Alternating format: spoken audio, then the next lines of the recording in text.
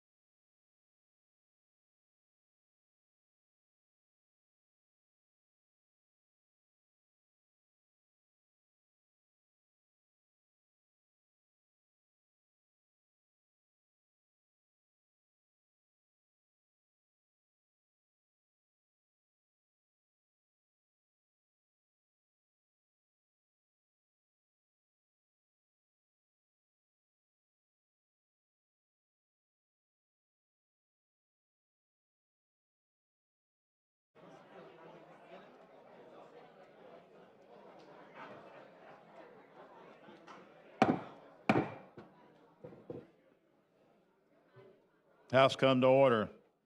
Members, our prayer today will be given by Ben Hayes, the pastor of First Baptist Church in Dadeville. He's a guest of Representative Ed Oliver. Let's pray together. Our Father and our God, I'm so blessed to be here today.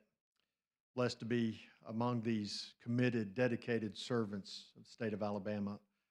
But even more blessed to be called your son and invited into your presence today. And I know that there are other believers here who are sons and daughters of yours. And as we come together, we come in the name of Jesus, asking your blessings on this day, your blessings on these people. We pray, Father, for wisdom and strength. We pray for courage and boldness. We ask that your will would be done today. Father, lead them as they make decisions that affect all of our lives. And Father, we thank you for what you're going to do. In Jesus' name we pray. Amen. Amen. Members, today Pledge of Allegiance will be led by Tamla Perry. She is a fourth grader at Brock Gap Intermediate in Hoover and the guest of Lee Halsey. I pledge allegiance to the flag of the United States of America and to the republic for which it stands, one nation, under God, and indivisible, with liberty and justice for all. Clerk, call the roll.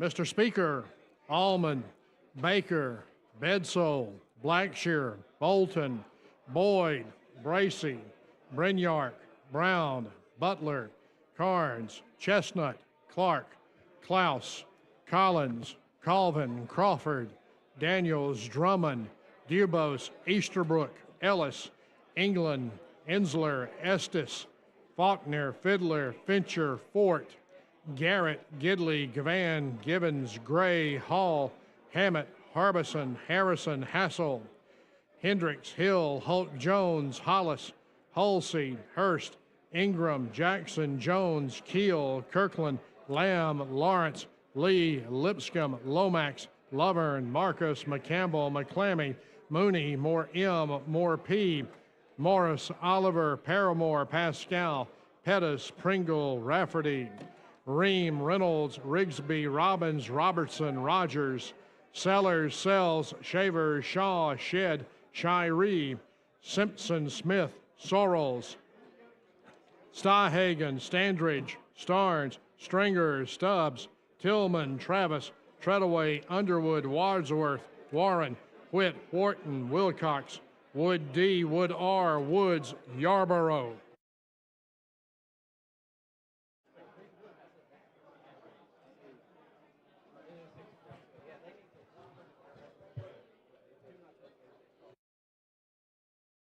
"65 members of answer roll. Quorum is present, and House is ready to transact business. Chair recognizes the gentleman from Lee, Chairman Lovern. Mr. Speaker, I request that leaves of absence be granted for absent members. Any objections? Hearing no objections, absent members are excused. Chair further recognizes the gentleman from Lee, Chairman Lovern. Mr. Speaker, I have a report. House of Representatives, your Standing Committee on Rules begs leave to report that it has carefully examined the Journal of the House for the 5th legislative day and finds the same to be correct. Signed, Representative Joe Lovern, Chairman. Mr. Speaker, I move that the reading of the journal at length for the 5th legislative day be dispensed with. Any objections? Hearing no objections, the reading of the journal is dispensed with. The chair recognizes the gentleman from Mobile, Pro Tem Pringle, for the purpose of making announcements. Thank you, Mr. Speaker. Ladies and gentlemen, I got to say this. The Squirrel is Alabama's reading mascot. He will be here today in room 304 from 10 to 12:45. Please stop by and meet Short and have your photo taken with him. The gentleman from Mobile is further recognized. Mr. Speaker, I move that when we adjourn today, we leave the journal open to allow the clerk to complete his paperwork, and we reconvene on Tuesday, February the 20th at 1 p.m. All those in favor say aye. Aye. Any opposed? Ayes have it, motion prevails. Clerk now receive reports, and standing committees will receive those reports throughout the day. The House is now in position to introduce bills and resolutions. Clerk, call the first bill on the regular calendar. On page 2 of the calendar, House Bill number 151, a constitutional amendment by Representative Blackshear relating to lottery and gaming. Chairman Blacks, you're recognized. Thank you for the recognition, Mr. Speaker. Give me a moment to get everything coordinated down here.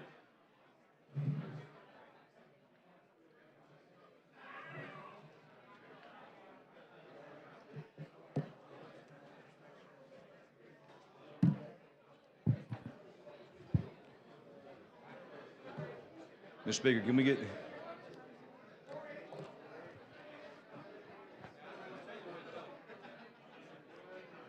Mr. Speaker, can we get the attention, please? You mind? Can you hit the gavel, Mr. Speaker? Get the attention, please.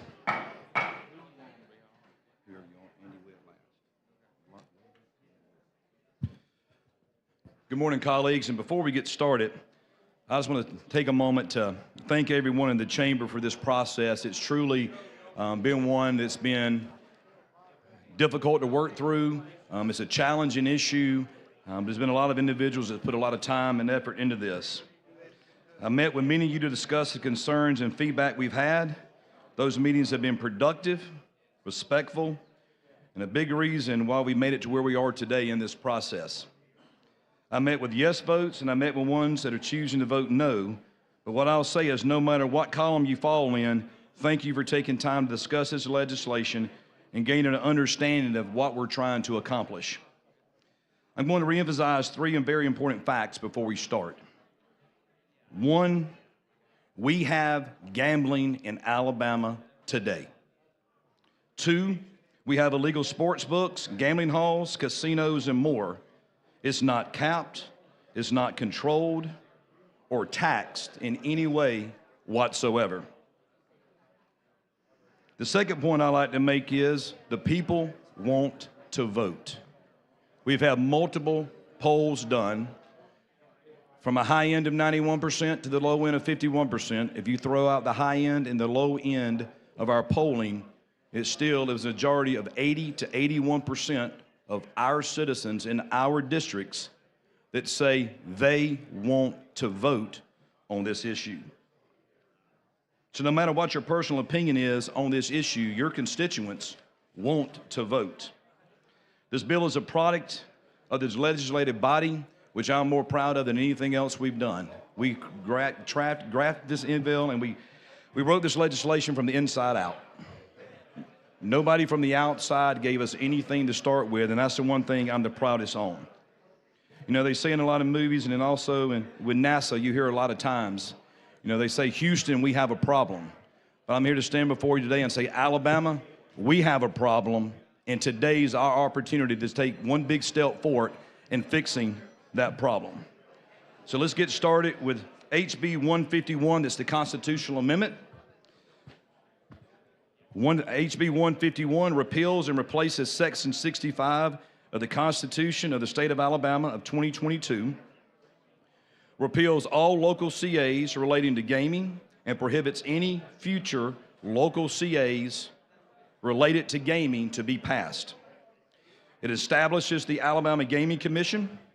It establishes the Law Enforcement Division under the Alabama Gaming Commission to prohibit and effectively eradicate unlawful gaming activities in the state of Alabama. It prohibits all forms of gaming for the exception of the following: a state education lottery, casino-style games, sports wagering, traditional raffles, and traditional paper bingo. Also, the CA allows for an issuance of no more than 7 casino licenses. It also gives the authority to negotiate a compact with the Porch Band of Creek Indians, provides the ability for existing establishments to apply for a temporary license if they meet the listed requirements in the CA, plus any additional requirements established by the Gaming Commission. It provides only the legislature can approve future forms of gaming activities. And let me stress, that is not an additional casino license. And then, and only then, with a resolution from the Alabama Gaming Commission, both the House and Senate in this House must pass that by 3/5 vote. And yesterday, we added an amendment in committee that clarified the appeals process through the Court of Civil Appeals. Mr. Speaker, with that, I move for the BIR. Chair recognizes the gentleman from Madison, Representative Lomax.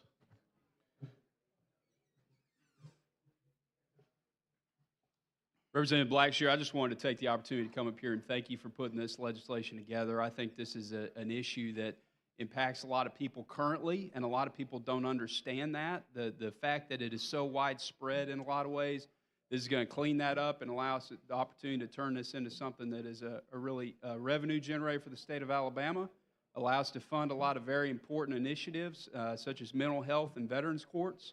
And I think that's something that a lot of people need to understand, is that this is something that is currently happening in the state, and this is really the only way to get it cleaned up. So I appreciate you for bringing the legislation. Thank you, Representative.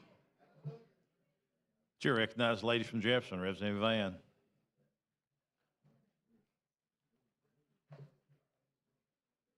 Love these moments to come back here with my colleagues, this august body. I woke up this morning to a song. I usually do, usually a spiritual song, but this one is just simply a new song that just came out by Beyonce on Sunday. Texas Hold'em. Ain't no hold'em. So lay your cards down, down, down, down. So park your Lexus and throw your keys up. Stick around, round, round, round, round. Texas Hold'em. But we're in Alabama today. And this bill has once again, over the course of the last maybe 7, 8, 9 years, has been a bill in long time in coming. It's a bill, however, that has me somewhat torn. I've spoken with my constituency basis, and I've received many phone calls just like we all have. But what I do know is that I'm sick and tired of good people who choose to play bingo or to operate a bingo business or to acquire a license of some sort by any means, being arrested, being harassed, being stripped away because this state says that there's no gambling. I'm not here to legalize or provide a moral compass for anybody. That's not my role as a lawmaker. But I am here to, as when I stand here, I represent a constituency base that I listen to. And the reason I said that I'm so glad that this day has come is because I remember the last time we voted on a lottery bill, just a lottery bill. And I know what happened that day, and that bill blew up, but that bill also separated the boys from the men and the girls from the boys. And there were several individuals who were no longer committee chairs the next day. There was a hush that came across the room, and there was a lashing or a lynching almost, should I say, of those that did not support it. I'm not one such person. I come here and I'm going to speak my mind. But when you mention that this would legalize gambling, there are so many people in this state that already game. But what you did not say is, for there are people who are sitting in this room who take their money to go 5 minutes across the state line and send their money to Georgia, to Tennessee, to Florida, to any other surrounding state to vote on the mega lottery, as well as to Mississippi to gamble and to sports bet. In this very room now. So my whole thing is, if we're going to do it, let's do it. Let's either vote it up or vote it down. I am tired of our people being penalized for a system that we have not gotten right. We as legislators should allow the people to vote one way or the other. A few years ago when a lottery bill came here and it was on a constitutional amendment, the people voted it down. The people voted their conscience. And I believe that the people that we represent are intelligent, if not just as intelligent as we are, to make a decision what's best for them. We talk about addiction. And I know many of the people have come here to talk about being addicted. Well, we got people addicted to alcohol. And I don't see a lot of people jumping up and down about it. My question is simple. The 7 licenses, how did you all get to the 7 licenses? How did you determine the geographical scope of those licenses? Who would possibly hold those licenses? How did we get there? So we started off at the basis, first off, of the legislation that created the tracks back in the 80s, which was Greene, Macon, Birmingham, and Mobile. So those are naturally known for that. And also Lowndes and Houston came in. All 6 of those counties were counties that actually have passed local constitutional amendments where, Representative, to your point, people in those communities where the legislation is so conflicted in the laws in some people's opinion because the people voted on it locally, you know, they have it. So that was the first prerequisite for that. And then one of them would be in the northeast corner of the state for a potential compact with PCI. So that's kind of the first part. The second part around the bid process, I think that was your next part of it, how we got there. It was a true open bid, and we've got those bids locked down to where the license, let's talk about your area, the one that says the City of Birmingham within Jefferson County. Yes, that's what I want to get to. That one license will always stay in the City of Birmingham in Jefferson County. So we have 11 qualifier things that we can walk through, which is over in enabling legislation, that really talks about the details of the steps that the Gaming Commission shall consider when issuing a license, from like minimum bids for the license, minimum investments, and all the license locations are being treated the same. And the mental health component, that's a big concern to me. I did mention the addiction point of part of this. There are many people who are addicted to gaming, but there are many people who are addicted to other things as well.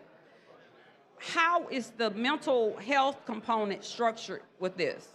So that's all in the enabling legislation as well, and that's HB 152. But I'll kind of give you just a little quick preview of that, and hopefully we get to, Representative Gavan, actually get to go into more details on that piece of legislation. No matter what part of the segment of this state you're from, there are mental health issues across the state. That doesn't have an R or D by it. That doesn't have a color of your skin by it. It's just a fact in the state that we have it. And this gives us an opportunity, number one, too, to be able to address, we know people in the state have gambling addictions now. And they have no place they can go in state because they're not going to raise their hand for illegal operations. But just know I think we have a good approach in the HB 152 that could address that. Now, my question to you, I see where the Porch Creek Indians, so talk about the compact. Okay, so the compact is listed in there. So the details around that are in HB 152, but to answer your question, it's northeast corner of the state, and the governor shall negotiate and may enter. So the northeast corner of the state consists of what? Well, specifically, even more details of whole counties that are north of US 411 and adjoin the state of Georgia. Okay. Okay. And to be clear on one thing, if you don't mind, I'd like to mention on all 7 of the locations, not only will the people have to vote on this, from a constitutional amendment, there's also a provision in the enabling that says your local, for yours exactly, like the City of Birmingham, the City Council of Birmingham would have to vote a resolution to accept. And tell me before my time is up, the 7 locations. All right, so Mobile County, Greene County, Macon County, Lowndes County, Houston County, the City of Birmingham within Jefferson County, and then that northeast quadrant for the compact. And I just want to say before I go, you've just named some of the poorest counties in this state. Some of the poorest counties in this state, some of the counties that do not even have adequate health care, clean water. I'm not sure what's going on with the infrastructure dollars. These are the almost 6 or 7 of the Birmingham, Mobile, let's put them to the side with this. 4 or 5 of the poorest counties in the state for which we continue to fail year in and year out. Now, if someone else can give me another solution, because had we passed the lottery bill some years ago, we wouldn't even be standing here right now. The courts refused to define what a game of chance is. So it's a lot. I represent a client who has been involved in the gaming business for some time. And one of the issues at hand in one of these lawsuits is a game of chance. But anyway, I hope to get a chance to speak on it. I'm just trying to get the clarity, but in the meantime, I'm gonna leave you with another song. Y'all better know when to hold them, know when to fold them, know when to walk away, know when to run. You better count your money while you sitting at the table. Now, I know that song. I got to learn the first Well, one. you better go pull up Beyonce. Thank you, Representative. Chair, thanks, lady. Chair, I'd like to recognize Miss Peggy Blackshear, the mother of Chris, is in the gallery with us today. Let's give her a big hand. Thank you for being with us today. All right. Thank you, Mr. Speaker. I just so you know, I brought my security with me. That's why she's up there.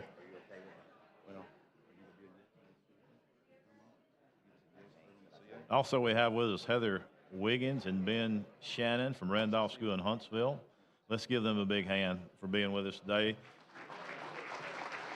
They're the guests of Representative Rex Reynolds and Representative James Lomax. Chair recognizes the lady from Jefferson, Representative Hollis.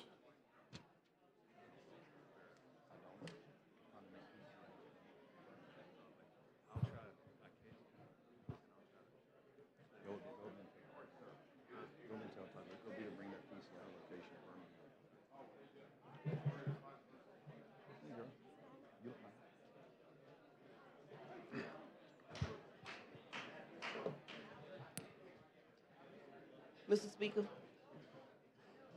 I forgot why I was up here. No, my mind is somewhere else, but thank you, Mr. Speaker. Will you just please yield? I want to say, you know, that I appreciate your hard work. I do know how long you guys worked on this bill and going back and forth and listening to everyone. And I just want to reiterate some things that I said yesterday. And like my colleague said, we have people that travel all around this state to game. People gonna do what they want to do. They're gonna do what they want to do, and we every year at the state of Alabama pay for infrastructure in other states. We pay for kids to go to school in other states, and we should bring that money home. And one of the things that I want to know is, I can't remember on the physical note, but how much money will this bring to the state of Alabama? You want to just you want to break it down, or you just want the holistic number? I want you to break it down a little bit for me. All right. So this is actually the physical notes that LSA's physical office did, so not our numbers. Mr. Speaker, I can't hear. Okay. So from the physical note that was updated as recent as yesterday, the numbers are still whole from that. Casino dollars are estimated $315 million to $492.2 million. Sports betting $15 million to $42.5 million. The lottery $305.6 million to $379.4 million. And the compact $300 million, for a grand total of $935.6 million to $1.214 billion annually, net new to the state of Alabama. So why would we let that money go outside of the state? I'm trying to grasp that and understand that. And another thing that I want to say too is that we are not going to hell for gambling.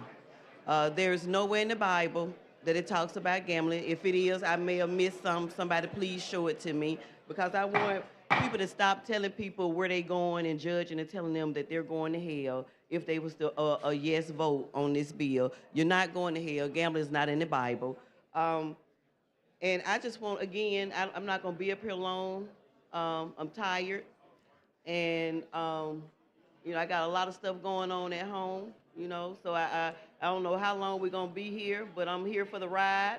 And again, I just want to say thank you for bringing the bill, because my constituents want this bill, and I have to vote the way vote for what my constituents want. So I want to thank you. Great. Thank you, Representative. And thanks for coming by so many times, asking sometimes your laundry list of questions, but that makes things better, and I really appreciate you taking the time to come sit down with me throughout the process. Yeah, because if you don't ask, you don't know. And I wanted to make sure that I had an understanding, and I just wanted to make sure that this bill was drawn up for everybody, you know. So again, thank you. Thank you. Chair thanks the lady. Chair recognizes the gentleman from Madison, Representative Witt, the last person to speak on the BIR. You're good? You're good? Yeah, bring it. Thank you, Mr. Speaker. Representative Blackshear, thank you again. As you know, you and I have worked for the last several months on this bill, and then to say it's been easy is a monumental understatement. But I certainly don't know anyone else I had rather be here with than you today. What I've seen across the state as I've toured your districts is an absolute disaster. And it should make every legislator in here feel ashamed that this is allowed in the state of Alabama, and it's currently going on today, and I guarantee all 67 counties. It's time that we run the bad actors out of the state of Alabama for good. You know, I've been lied to, I've been lied about, I've been ridiculed, I've been looked down upon, mocked, many things of that nature for bringing a bill such as this. And it has been a tough. But this is the right bill, and it's the right time to do it. And I am in full support of this legislation as a co-sponsor of this bill. Now, I'm not sure, because I've read some tweets and I've read some numerous news articles, if they're actually reading the same bill that's been introduced today. I can't answer that because as I've read their comments, they're completely inaccurate. Take time, read the bill, and know the facts. You know, there's false narrative, the pressure that's been put on our members, the false pressure, the false narratives out here being run by special interest group is not good for the process. The members in this room make the decisions of the state of Alabama. And I want people to understand that when I vote, I'm voting for my district back home. I am not here standing before you for these special interest groups or anything like that. I'm here to give the right of the people of my district to vote. For a legislator to stand in the way of that vote, I have problems with. So I stand here in support of you today, and I ask you to give the people the right to vote on this legislation. And Representative Witt, I just want to tell you thank you, because I think it puts in a different perspective. We could have loaded up a bus and we're down 2 seats, 103 people around to the places you've been. And there's people in this chamber today that have been in those places with you, have seen the illegal activity, have seen people run out the back doors when you walk in, and you've even gone with some local law enforcement agencies that are confused on what the law is. So you truly led that charge, and thank you. And I know, I think when Speaker tasked you with this working task force, he probably didn't think it would really be to this extent. I mean, I feel like we need to get you a badge. So thank you for everything you've done. Well, I've asked, but hey, this is exactly where we needed to be, because when we began this process 12 or 14 months ago, we didn't know where we were going to end. We didn't know what it was going to look like at that time. But I think we've got absolutely the tightest gambling bill here, written by legislators, that we've ever seen. And it's been a quarter century that our people have, we've denied our people the right to vote on this issue. So now's the time. Let that sink in. A quarter of a century that we've denied our citizens the right to vote on this issue. It's time. Thank you. Thank you, Chairman Witt. The question for the body is the adoption of the BIR. Clerk will unlock the machines. The members will vote.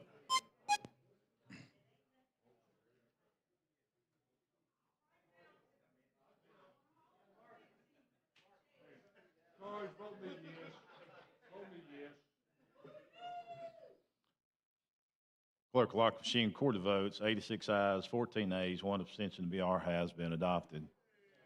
Chairman Blackshear. Thank you, Mr. Speaker. I asked for final patches of HB 151. Oh, I actually got a committee sub. Got ahead of myself.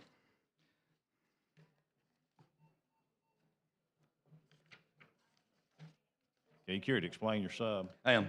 I'm just trying to scramble through that paperwork. Thank you. Here we go. So what we did is on page 3, line 64, we replaced with the following: tribal lands, to add section 65.05 to the Constitution of Alabama of 2022, to provide for the authority of the legislature to grant jurisdiction to a court to hear matters concerning gaming, and to repeal sections 8-7.00, 20-7.00, 28.7.00. Replace lines 131 on page 5 with the following: Part 2, section 6501, 6502, 6503, 6504, and 6505. Replace line 194 on page 7 with the following: jurisdiction of federal court.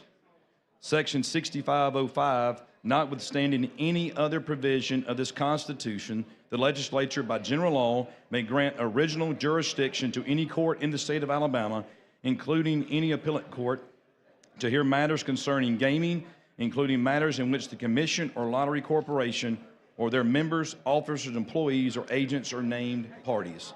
Simply, as I mentioned earlier, we're cleaning up the language to make sure that we shore up the process for appeals when it comes to gaming in Alabama.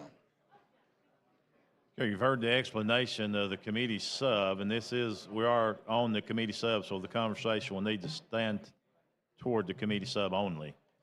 The chair recognizes the gentleman from Clark, Representative Jackson. Will be speaking on the sub.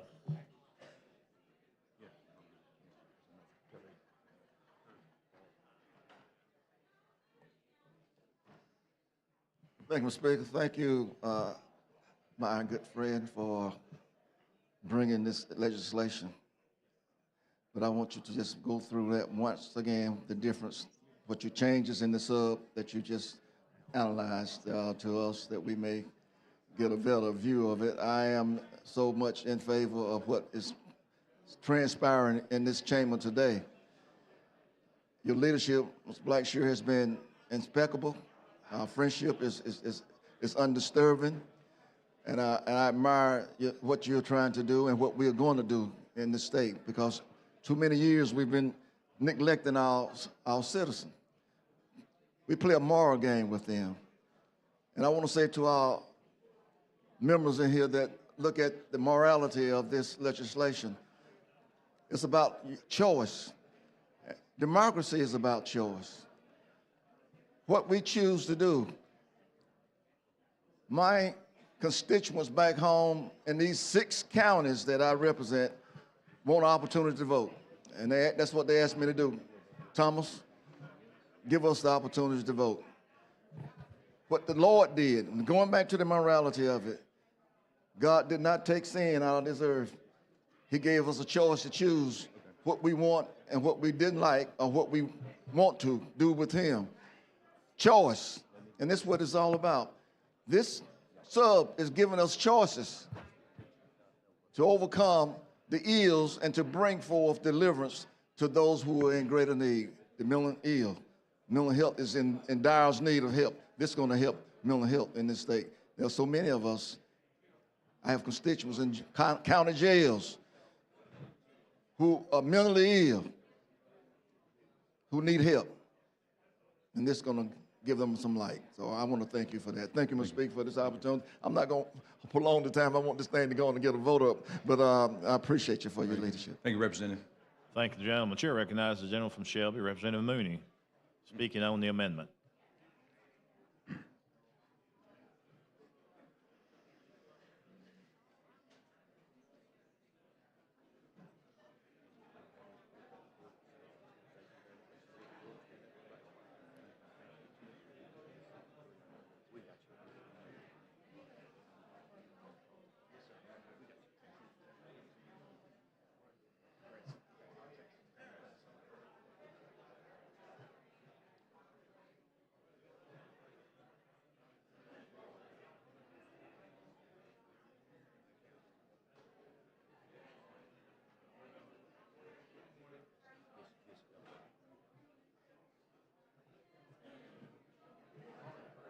Oh, I didn't know where you were.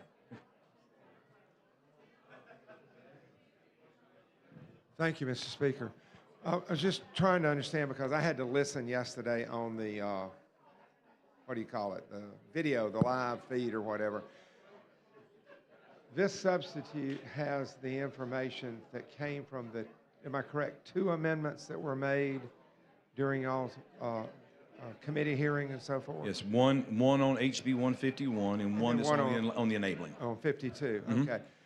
This is the one that would have been, what is it, on page 46 or something like that? Well, that's the enabling legislation, not Just this got one. it, okay. Which one is this one? This is I HB apologize for being confused. HB 151, the constitutional Right, amendment. and what's the amendment? This was on the one where we had some conversations with the Court of Civil Appeals. We just wanted to make sure that they wanted to make sure that we clarified clearly that there is a due process through an appeals process. Okay. So that's all. That was his request to the courts. Right. I just was not That's it. clear on what we were Yeah, that actually was it. doing. Thank you for the information. Thank you. Appreciate it. Chair thanks the gentleman. Chair recognizes the lady from Jefferson, Representative Van.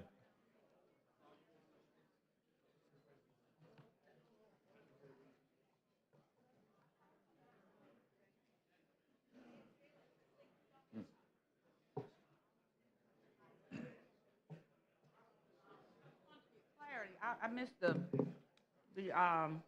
your comments on the sub. Explain that to me again now. All right, now you're the legal mind, not me, okay? I know, I heard you. I just want Gloves off on this one now. Just all we're doing is making sure that the Court of Civil Appeals had just reached out to us and said, hey, we want to make sure that it's clearly defined within the constitutional amendment that there is a true appeals process, Okay, just to okay. shore up That's what that what I thought. process is. Let's go back over that process again. So basically, it would allow the courts in the local jurisdiction to have a say through the process. They can determine where that is.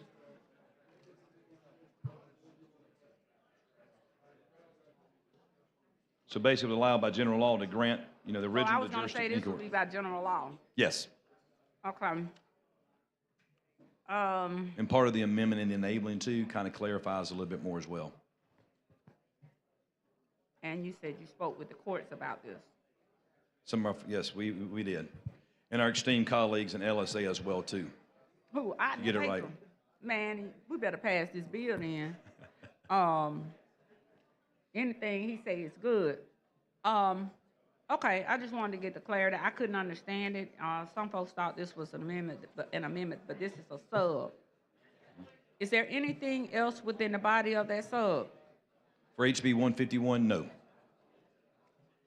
Okay, help me understand one thing then, and I may have to come up. I want to stay in conformity with the rules this year, as I always do, but extra conformity. And I might need to come back and ask about the enactment of the local amendment to the Constitution. Is not applicable of the entire state, which relates to casino-style gaming. All right, so here's what we're doing. I'll elaborate for you. You want me to Okay, explain yeah, it to you? if you would. Okay, so today we got, 17, 18 local CAs that have been passed throughout the years, establishing some form of gaming in the local counties, jurisdictions. Like, for instance, in Greene County. Greene, yeah, exactly, let's go Okay, there. okay, I'm just Or trying- Jefferson, Greene, Jefferson. Okay, so let's use that, Greene County. Let's distill it down to one. So what we're saying is the CA passes, and it goes on the ballot, and it's ratified by the citizens of Alabama.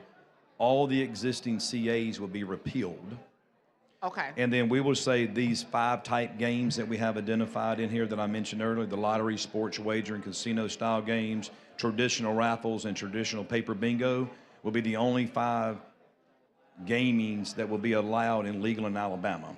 And we're saying no more local CAs could ever be brought before us and Ever. passed, ever, unless it covers the whole state. No more local CAs at the local And county are levels. the people within these counties satisfied with that?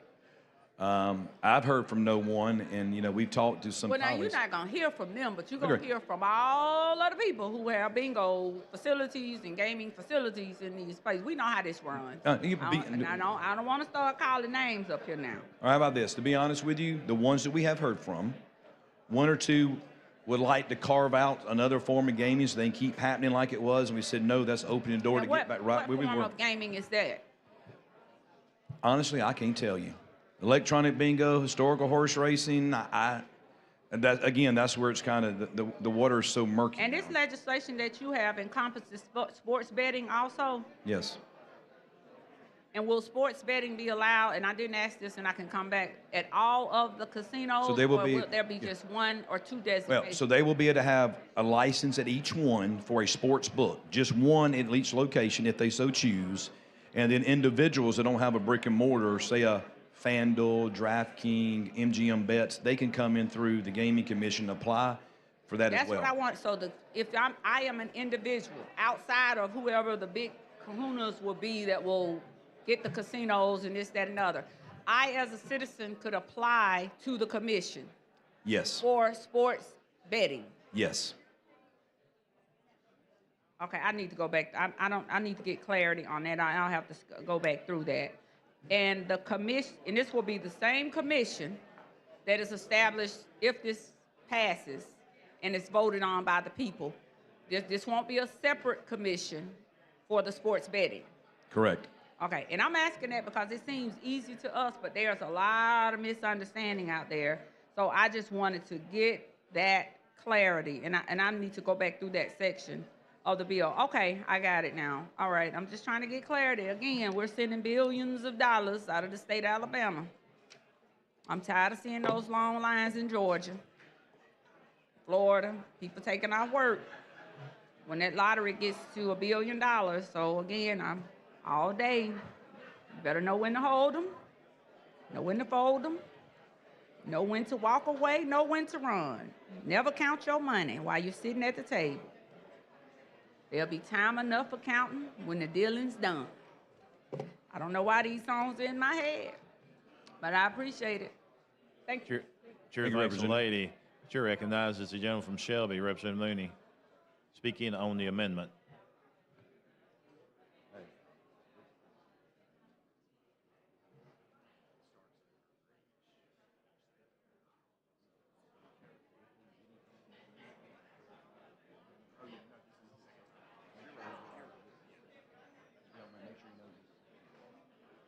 Thank you, sir. I wanted to be sure I made clear that I think this amendment improves your bill. I think I was a little bit ambiguous as I stood up here a minute ago. I do think it improves the bill and would be a benefit to it. I know there are other amendments floating around that people are working with and so forth. I'm sure they may have spoken with you or not, I don't know, but this one I do think does. Mr. Speaker, I would ask that Rule 32 be invoked for all proceedings today in relation to votes in the House. Question for the body's adoption of the amendment. Clerk will unlock machine and members will vote. Rule 32? No. No. Hey.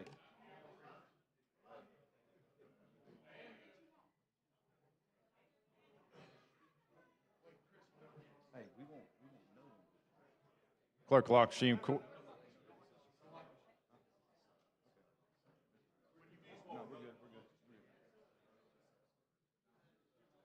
Dobbins,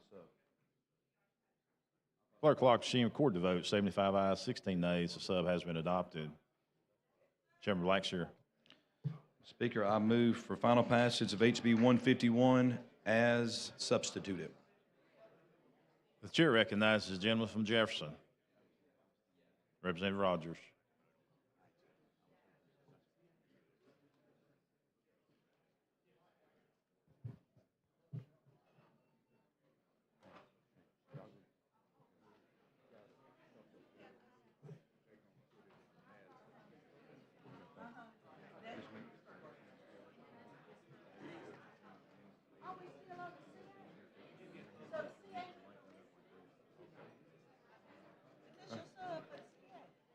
No.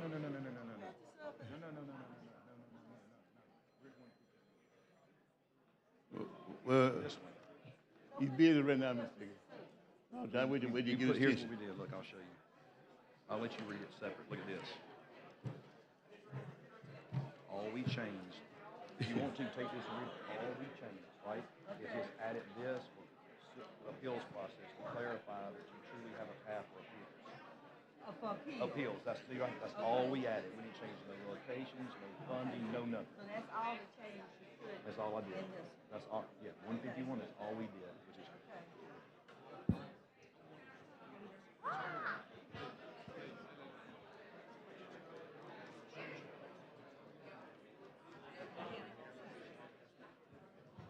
I'm sorry, Representative Rogers. That's fine. Good to see You know, you. I'm just a nobody, just trying to be a somebody. Hey, now, I understand what happened, but we a substitute. I mean, what are we doing right now? What are we right now on this bill? Because I'm y'all moving a little kind of haphazard. Like, I got some concerns about the whole bill, but if we pass this right today, everything else is moot, right? If we pass this, what are you doing right now? Everything else is moot. Everything else as in? And coming up with the real bill. That would be the, if we're fortunate enough to pass this, and we'll come with enabling after this. Well, this is the real coup de grace right here, right? Once this passes, everything else is just a matter of fact. My concern won't be addressed if we pass this. And let me remind everybody of something. It's not the first time we passed a lottery gaming bill. It's got to pass the public also. So that, I think it's up to us to pass something that the people will put some money in. We passed it before. But the thing about it is that I got some concerns about what it's going to do for my people. I know it's not addressing this bill here. They tell me they can't address it and shrink it and way, but I represent black folk. My district made it for Georgia. I'm here because I'm black. And I'm concerned about business. I don't care about playing the lottery. I mean, you can play the lottery, you can go to the casino and gamble all you want to. But I want to make sure the business factor is where it ought to be. That's my concern. You might not never hit the lottery. You might never win a good game of craps. But there's a lot of business associated with this bill. I want to guarantee some kind of way that my folks get a fair shot at the business part of it, irregardless whether they ever hit the lottery or not. And what you don't realize is that I've talked to the Indians. I know they're gonna have a cutout of all this stuff like that, but you realize once you open up, the big boys coming. You might not want to admit it. MGM Ballers, they'll be here. And I want something in these bills to guarantee that folks that look like me get their fair share of the business. That's all I want. I don't know how you do it. Y'all I'm keep coming back and forth saying we can't put that in here, we can't put this in here, we can't do that. But they can do it in Mississippi. I've checked their bill out. They can do it in New York. It's done everywhere else. All I'm asking us to do is copy off them. They sent me a whole list of the whole business structure out of Mississippi. They sent me the whole gamut. I got it on my desk. I can bring it in here anytime.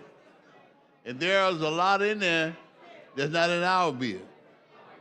And the thing that bothers me is I know who's the driving force.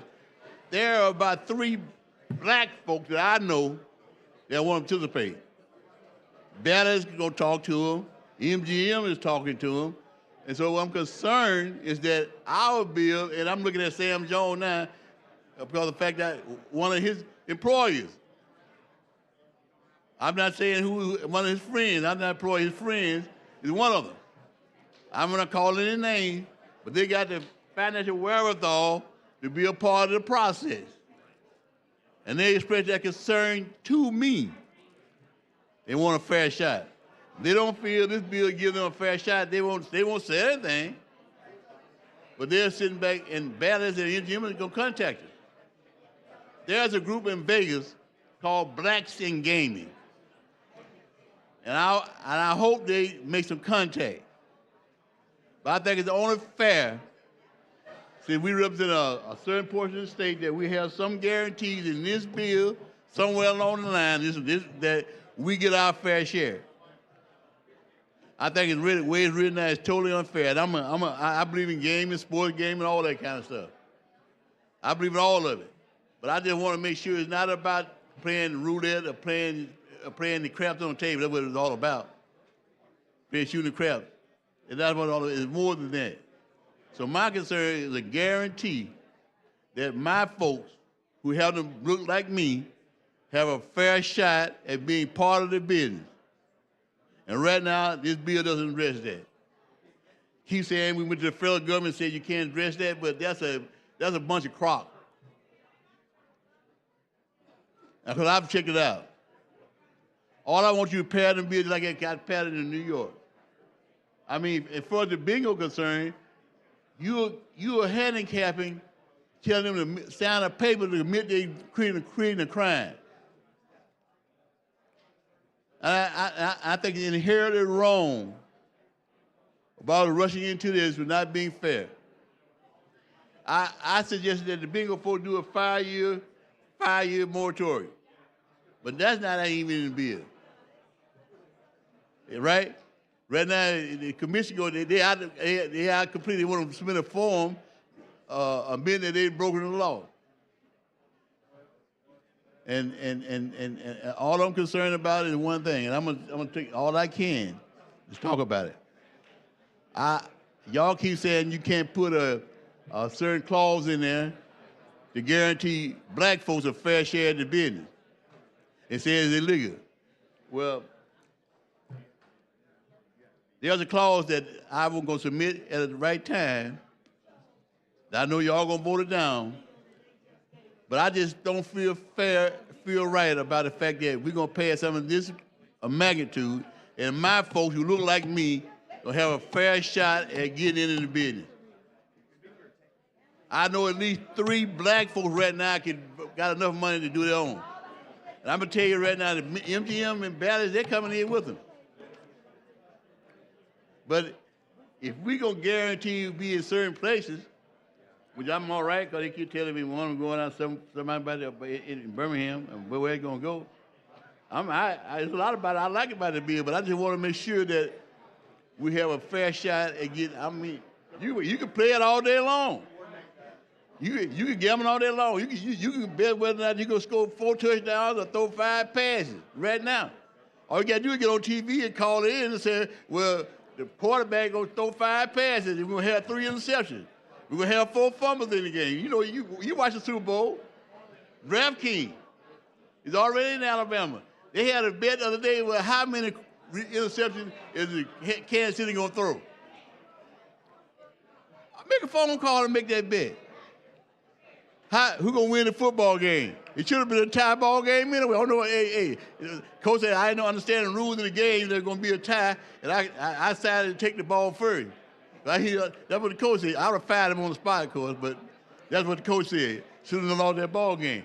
But the fact, boiled down one thing, I'm concerned about one thing. Until I can get some guarantees, my vote probably won't matter. Y'all probably gonna run over me today, whenever you do this thing. But I want to tell you right now, I'm going to hold the line. Hope I got enough Democrats with enough guts to stand up, say we want our fair shot at getting some of the business out of this bill. Mississippi, copy Mississippi bill. I'm going to bring Mississippi's amendment to the bill. I know it's not going anywhere, but Mississippi did it. Why can't Alabama do the same thing Mississippi did? Do you realize that you can sell paper and make enough money out of this thing? And they don't want a real lottery. They don't want a real, it's more about table game. You and I both know that. It's about the compact. So what I'm asking you to do is The gentleman's time has expired. Thank you, Mr. Chair Speaker. recognize the gentleman from Jefferson, Chairman Carnes.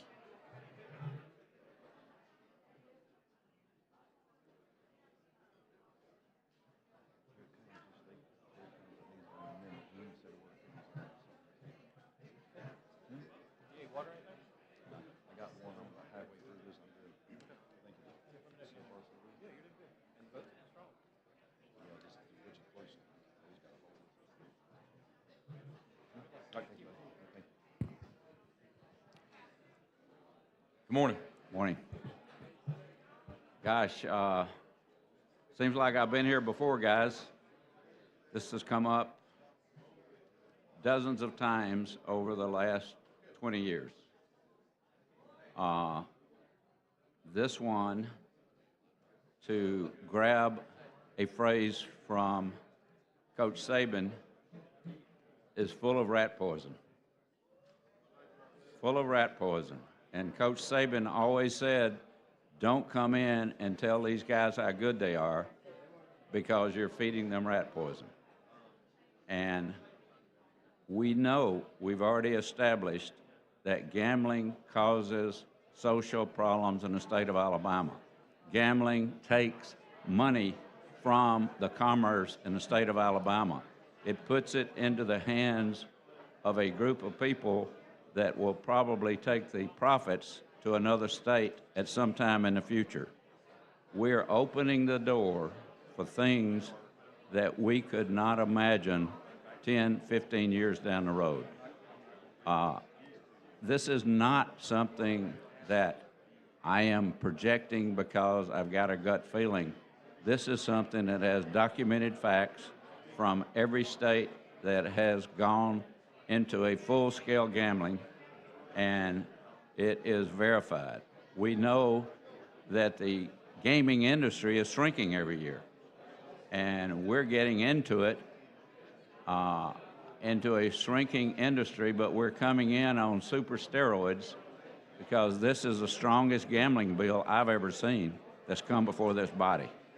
And I would hope that everybody in this room has the full understanding of what unintended consequences do when we come to this chamber and do something quickly. I know we've been talking about gambling for quite a while, but the bill actually didn't come out until a week ago today. It was available for viewing on Wednesday of last week. I happened to be coming in from out of town on Tuesday night and had meetings all day Wednesday. I did not get a chance to come. And the full version of this is, 140 pages plus, and a bill of this magnitude that will change the landscape. I'm talking about changing the landscape of the state of Alabama. I'm talking about our grandchildren driving down the interstate and looking at billboards where the state of Alabama is advertising gambling because we need money for an education trust fund or some other issue, when gambling will cause social problems that usually are put at the back or at the footnote of any issue that's being discussed in a major situation. We need to slow down. This needs to absolutely slow down. And ultimately, I would encourage you to vote no on this. This is going to take 63 votes in the affirmative. Even if only 70 people vote on this, it still takes 63 to vote yes. That is a very high threshold to get a yes vote.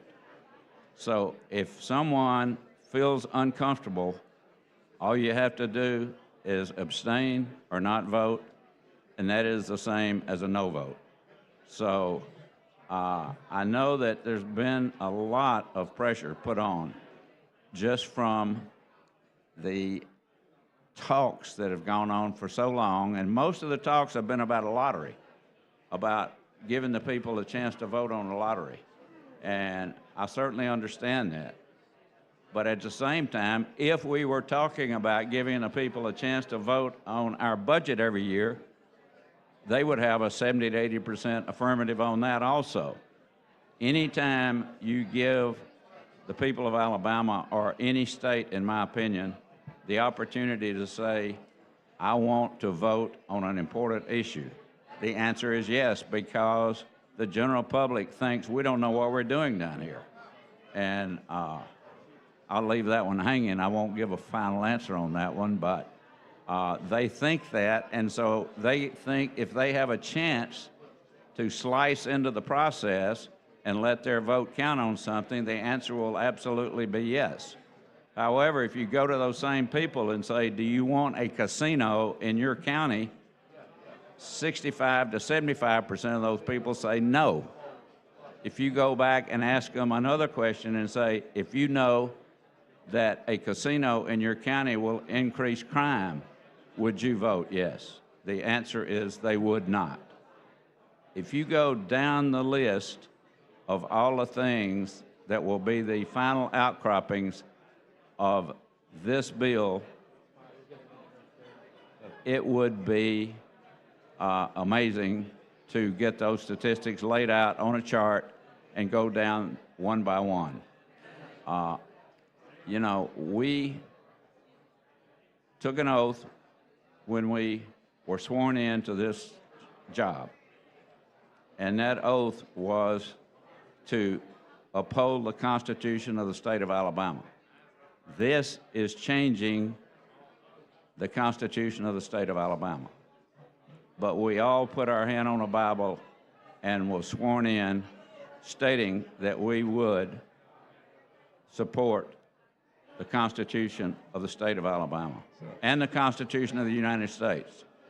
So those are sacred moments, and those are things that people mean when they are called upon to put their hand on a Bible and be sworn in.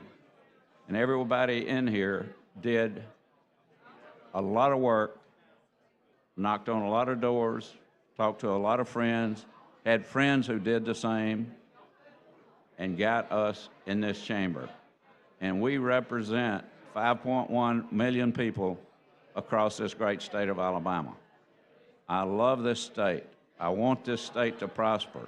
I want this state to be a state that my grandchildren can grow up in and say, we are still strong on family values. We are still strong on family issues.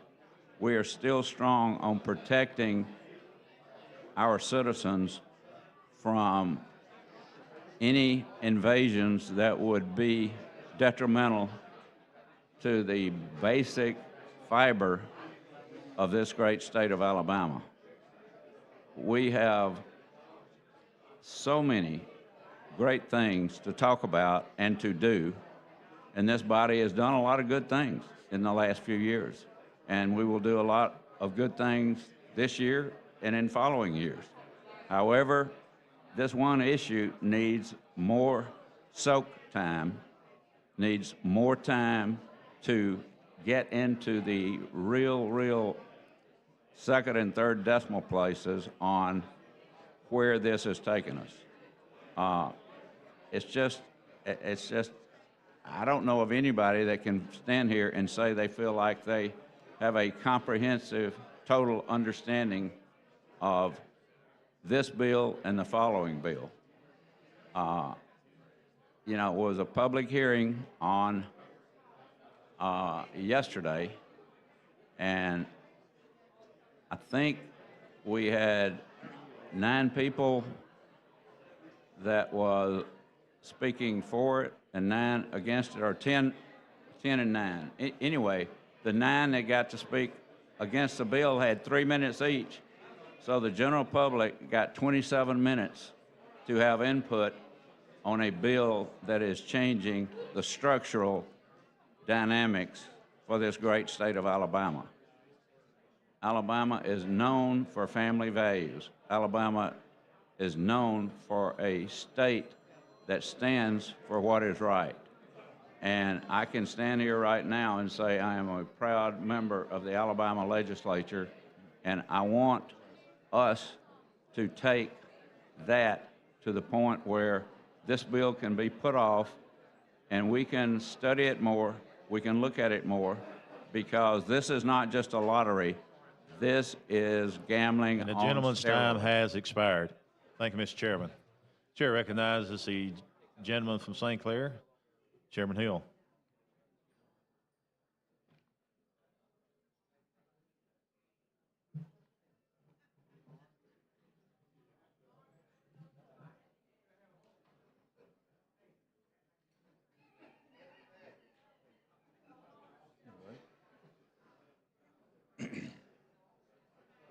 Thank you, Mr. Speaker.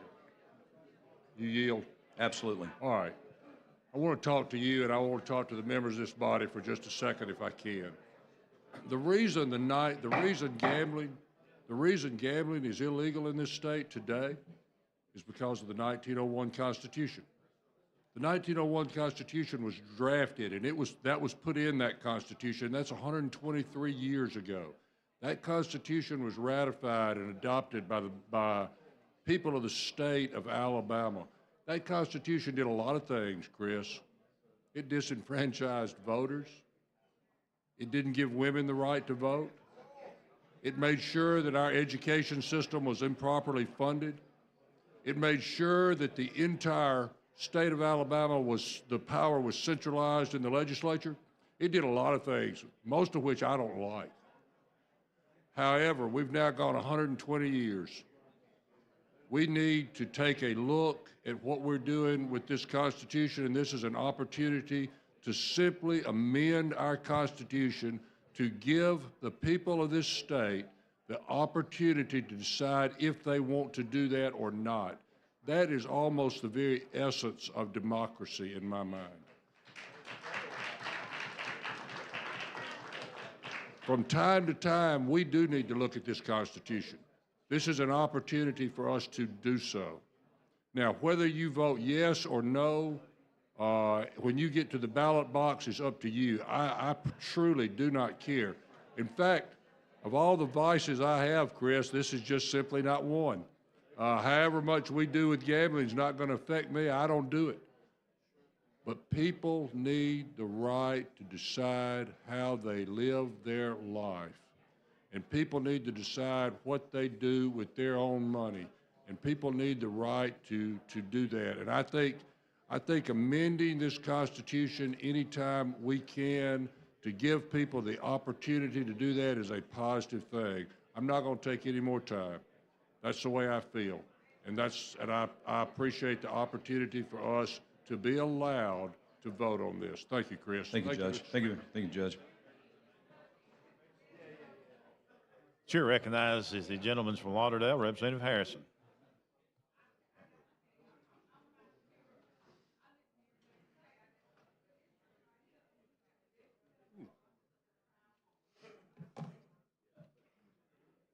Good morning. Good morning. How you doing? Good.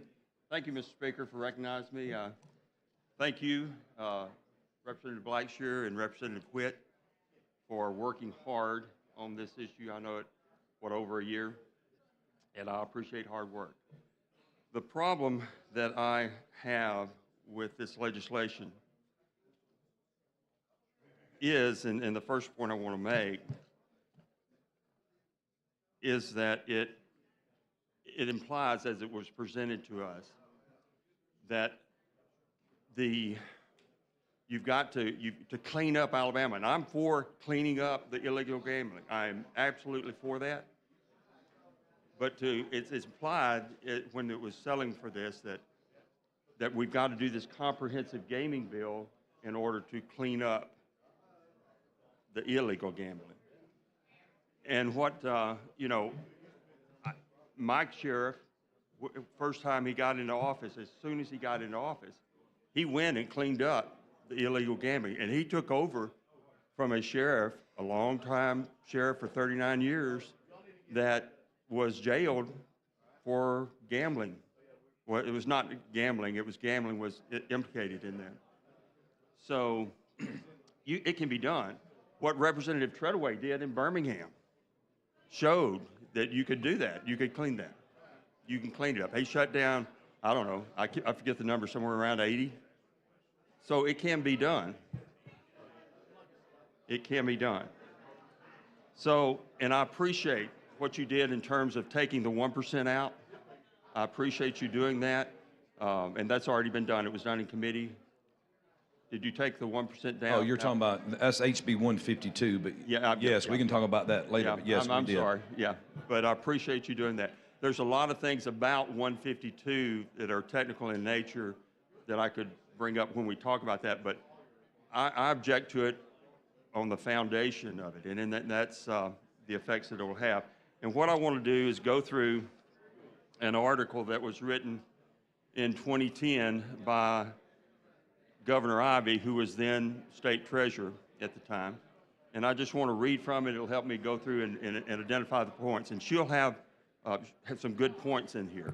Hey, well, hang on one real quick, if you don't mind. What was the date on that article? It is 2010. So Do you remember? 14 years ago. Okay, I just want to Yes, make sure. Go ahead. Yes. Okay. And that's important because y'all remember what y'all went through, many in this room went through in 2010. The finances were a mess. Everybody was looking for revenue. We're not in that same situation today. We're in much better financial shape. I want to read from this article. Absolutely. Go ahead. Okay. Every Alabamian knows just how hard, well, let me get my glasses. Every Alabama knows just how bad our state's financial situation is. Spending is out of control. Like gluttons at an all-you-can-eat buffet, too many lawyers lack discipline to push back their plate, and spending goes on as rampantly as ever. All this at a time when state revenue is running dangerously low and very painful budget cuts are just around the corner. So it is easy to understand why people want to find new sources for pumping money into our cash-strapped government. It seems like a simple idea. Legalize gambling in Alabama, place a heavy tax on it, and then just sit back and watch as seemingly endless waves of free money, in quotes, fill the state coffers. But that premise is bad. That premise is flawed. Gambling itself is based on the idea of getting something for nothing. You put down a little money and hope to win a big cash prize in return. If it was only that easy. Simple math tells you that there must be more losers than winners to make gambling profitable for the owners of the gambling operation. And there's the problem. Using tax revenues from gambling as a funding mechanism is unpredictable at best and unreliable at worst. A basic principle of public policy is never fund an essential public service with an unstable source of funding. Just look at what's happening in Nevada right now. Now, these next two paragraphs, for sake of time, I won't talk about, but she talks about what happened in Nevada when they went through the recession. There was 22 years of straight declining revenues in gambling. Then there is a cost, and this is what I want to emphasize, then there is a cost of social problems that go hand in glove. These problems go hand in glove, that's her words, not mine, with legalized gambling. Legalized gambling. Gambling proponents do not like to talk about them, but I assure you they are there. Consider this. The average pathological gambler affects, directly or indirectly, 8 other people, including family, friends, and coworkers. 1/3 of gambling addicts have been arrested, compared to only 5% of non-gamblers. Gambling addiction seriously affects absenteeism and jobs productivity. More than 20% of problems in gamblers in treatment have lost a job because of their gambling. And I want to pause here and just make a comment. All right, here we are. We say that we have a mental crisis currently. We currently have a mental crisis. And we're doing something that we know will increase that. That's amazing to me. We're knowingly going to increase that problem. And it costs, what'd she say, $200 million? Okay, gambling addicts are 4 times more likely to have poor mental health, and I can speak to that a little bit later, and are 4 times more likely to attempt suicide than those without gambling problems.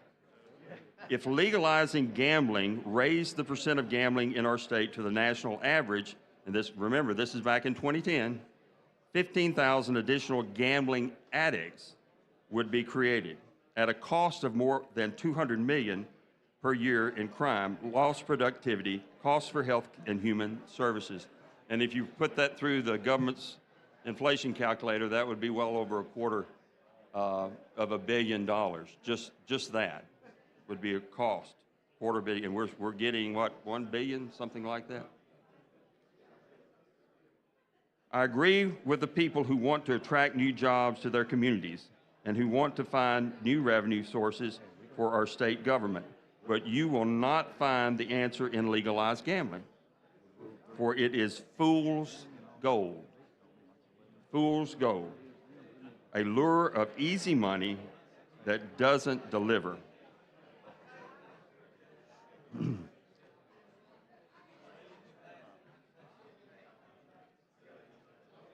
Unless you are the owner of a casino or local bingo joint.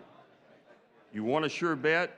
We should focus our energies and invest in our resources, our limited resources, in recruiting viable, good-paying jobs with established businesses and encouraging existing companies to expand.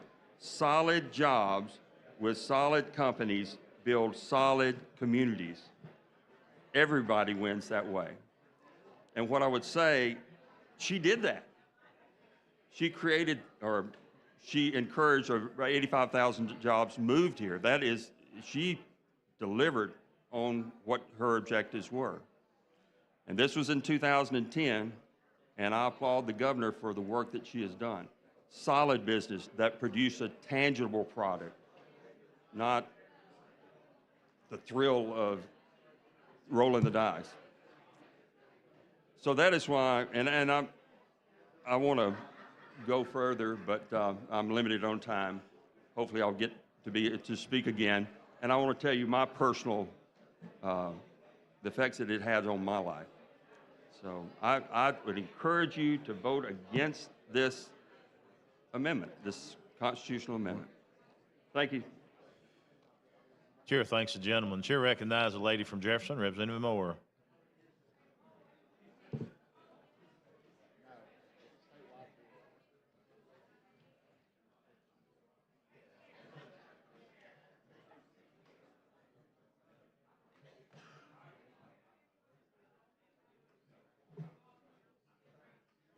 Thank you, Mr. Speaker. And I just basically came not to do any rebuttal to your bill, but I heard some conversation from the last speaker talking about what terrible shape the state of Alabama was in 2010.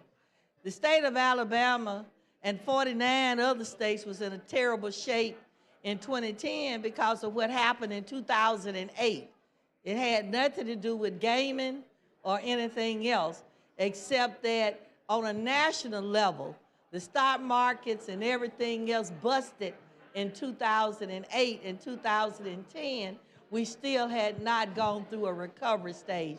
But I just want to clarify, it had nothing to do with people gaming, whether it was legal or illegal. That's not what caused the country to turn upside down in 2008, and we had not seen that recovery. But what we did get in 2010 was we got bunches of monies for education from President Obama because he considered all of our children to be at risk. So we did have funds to help us make it through our education trust fund budget because we got so many dollars from the U.S. government to help us make it through. And that also helped us during that time with our general fund budget, because if most people remember, we had to do something to make sure that we could pass a general fund budget during that time. But I just want to put on the table to correct the records that the economic problems that this state and 49 other states experienced had nothing to do with gaming. Chair thanks the lady. Chair recognizes the gentleman from Morgan, Representative Yarborough.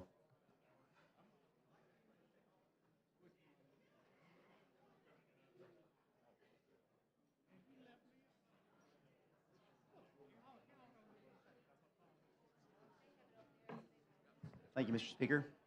I fully stand aware here today that the votes have already been decided and people are going to vote how they're going to vote. But I stand here, therefore, speaking because there's one overarching thought that concerns me, and that is that my parents, have illness, and I've been confronted afresh recently with the fact that we must all stand soon before the seat of Almighty God and give account for what we say and what we do. And that's a sobering and trembling thought to me. Article 1, Section 35 of our state constitution tells us that the sole object and only legitimate end of government is to protect the citizen in their enjoyment of life, liberty, and property. And that when government becomes destructive of these ends, it is usurpation and oppression. The question before us today is not whether co-workers should be allowed to place a friendly wager on a football game, or whether a free market could possibly host some kind of lottery, or whether it is even moral or right for individuals to engage in games of chance. Those are all worthy questions that merit discussion. It's been said that this bill today is about giving the people of Alabama a voice. Well, one of my constituents asked me, why weren't we giving them polls on recent tax raises or medical freedom? Is it our job to get out of the way as leaders and allow legislation through that will harm our people? It comes across to me a little bit like in the Old Testament, Aaron, who, when Moses went up the mountain to receive the 10 Commandments, he abandoned his watchpost over the people. And instead, when confronted by Moses about the golden calf, his reasoning was, well, I got jewelry and threw it in the fire, and this calf just came out. No, Aaron melted, crafted, and supplied the people with the means of their own harm. Yes, they should have turned away and not forsaken God. But how much better it would have been for them and will be for Alabama if our leaders, when our people ask for bread, do not give them something that will harm them. A better path to prosperity through character-producing, good and time-tested, honest labor.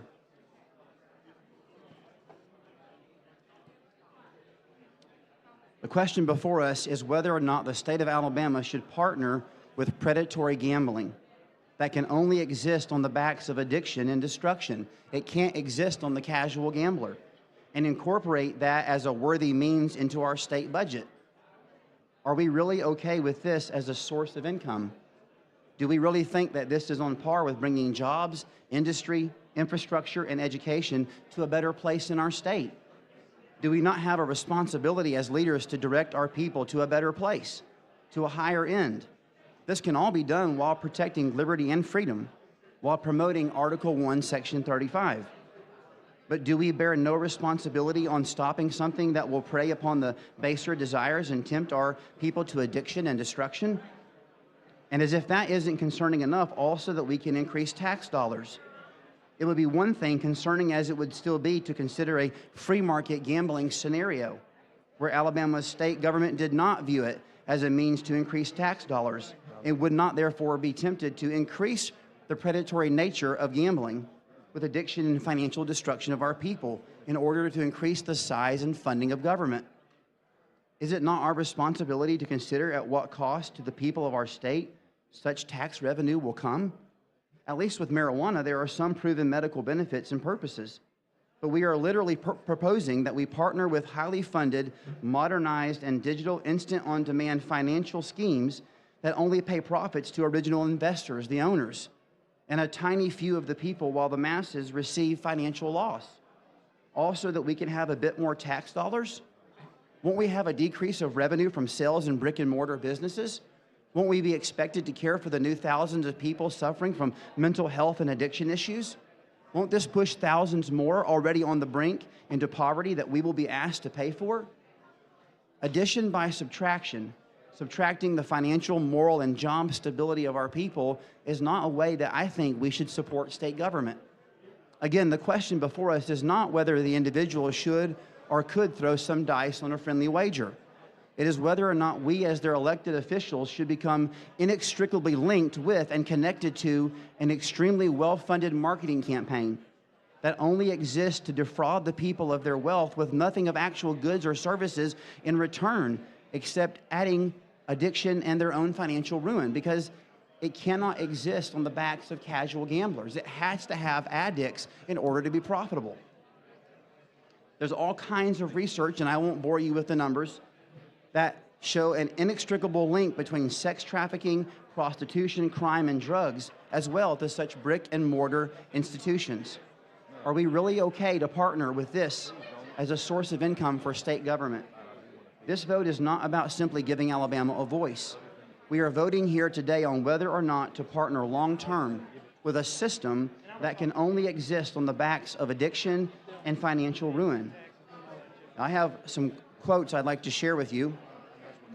It might surprise you when this was said and who it was said by. This was said in 1907. He said, "The present Christianity makes an excellent private Christian, but its endeavors to make an excellent public one go for nothing substantially. This is an honest nation in private life. The American Christian is a straight and clean and honest man, and in his private commerce with his fellows can be trusted to stand faithfully by the principles of honor and honesty imposed upon him by his religion.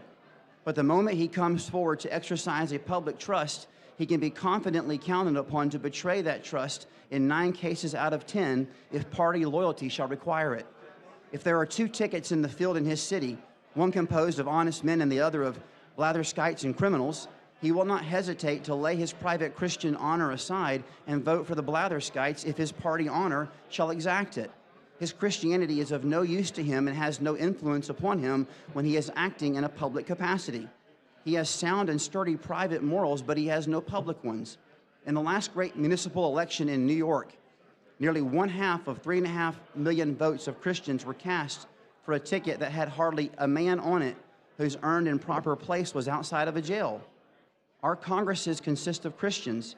In their private life, they are true to every obligation of honor.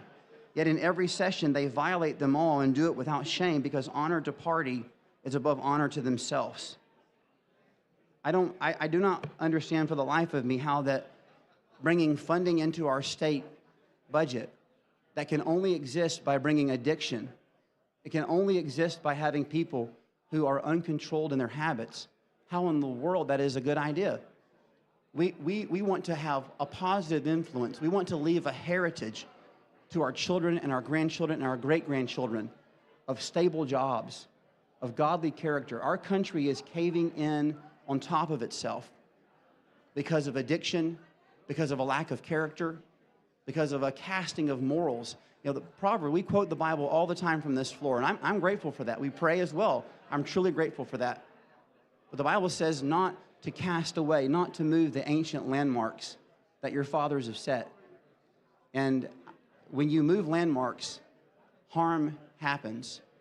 And while it's true that we are a representative government, it's also true that leadership has a responsibility, all of us, and I know everyone knows this, to call our people to the honor of God and to what is good for time and for eternity. 2 Samuel 23 says that he that would rule over men must be just, ruling in the fear of God. When we take an oath of office, we put our hand upon the Bible. And on that basis, we raise our hand and we swear an oath to uphold state and federal constitutions on the basis of the Word of God. So there's only one thing that comes before the voice of the people, and that's the voice of God. And so we must lead our people to a path of blessing and obedience that will bless them for time and for eternity. I certainly want our state to know God's blessing. My heart is for my state. My heart is for the young people, the families of our state. But I do not believe that this legislation will accomplish that. It will place before our people a means, should they vote it in, 50% plus one. Corporate gambling interests are going to outspend us 25 million to 1. And I would argue that I doubt that they will give an honest advertising of the harm that's going to actually be brought, what will actually come to our people through the means of addiction and through gambling of every form. So it's in God's hands. I appreciate the time to speak, and I hope that you hear my heart behind it is concern and love for my state. Thank you. Mr. Speaker, may I respond real quick to that as well, too? I will say, you know, all of us in this room are sinners, but thankfully, by the grace of God, we're all forgiven as well, too. Thank you. Chair recognizes the gentleman from Shelby, Representative Mooney.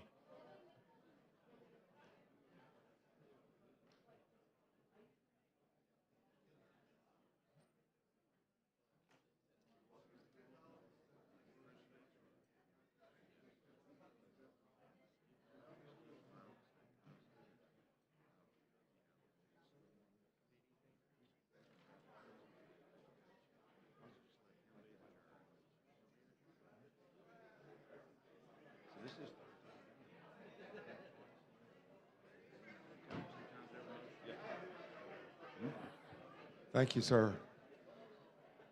Members, I often come with a written and prepared statement in relation to the information that I might be providing. I've thought about this constitutional amendment for quite a while. having been involved in carrying the right to work amendment to enshrine it in our Constitution, and also working closely with another member to enshrine life in our Constitution, it struck me that I needed to think about the Constitution of 1901 and what had occurred in relation to that document. I went back and looked at it and read the original Constitution of 1901 to try and understand some of the things that those people may have been thinking about. It became apparent to me that it was a decision made by the people who framed the Constitution and put a prohibition in it against gaming, that even in that day and time, the dangers, the consequences, not just to personal lives and families, but in costs to the state as far as ancillary human resources and other matters of that nature were a concern to them. I came to the conclusion in my personal understanding of things that probably the things that go into our Constitution should be items that are of tantamount importance to the benefit and good of the people of our state. In my personal thoughts about it, I came to the conclusion that if I were to support and try to put something in the Constitution that I knew would be damaging to individuals, particularly young people, or damaging to families, then I would be remiss to do that. It's been a thought-provoking process for me to consider this amendment to our Constitution and being at a point in the future that is the same number of years away from the 1901 Constitution that we are at this point in time. I wondered, what would people think of what we did? What would the record be of how this affects the people of our state? How does it present itself in history? We're not going to be remembered for much serving in this body except by our family members and close friends. But the things we do and put in place that are permanent, that cannot be changed easily, will be remembered. When I look at this situation that we're in with an amendment to put another item into play that would be damaging to families and to children, it really causes me a lot of difficulty to find a way to even consider supporting it. I think some of you may feel like, well, you've known you've been a no the whole time.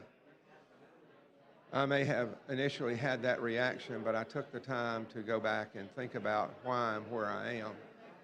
In that process of looking at it, it became totally apparent to me that, as I have seen personally in my life with friends in college days, friends of my children who have had problems with gambling addiction, one particular person in mind, I did not think that I could in any way look at this type of a vote being favorable, even though I had the inclination to begin with that I was a no.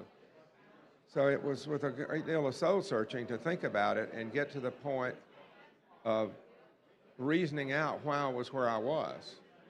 I wanted to have the opportunity to share that today because I think a lot of times we come here and we're a part of things and we get up and we speak for, we speak against, but we often don't talk about how we got to the point where we are and what we've seen in our life. Working with the organizations I've worked with over the years in terms of charities and especially Save a Life and Lifeline that work with saving life and preserving life, it began to challenge me again in the process of looking at where I was and what I was doing. I don't know that everybody shares this type of concern. I understand that. I'm not here to preach to you today. That's not my purpose. I wanted to be sure to take the time to be honest with our body in a manner that you understand where my opposition to this situation came from. I know there are other folks who will bring amendments and various things about the bill, and appreciate that because a lot of thought has gone into that process and taking time to consider and put together the things that they believe will make this as good a possible bill as it can be if it were to pass.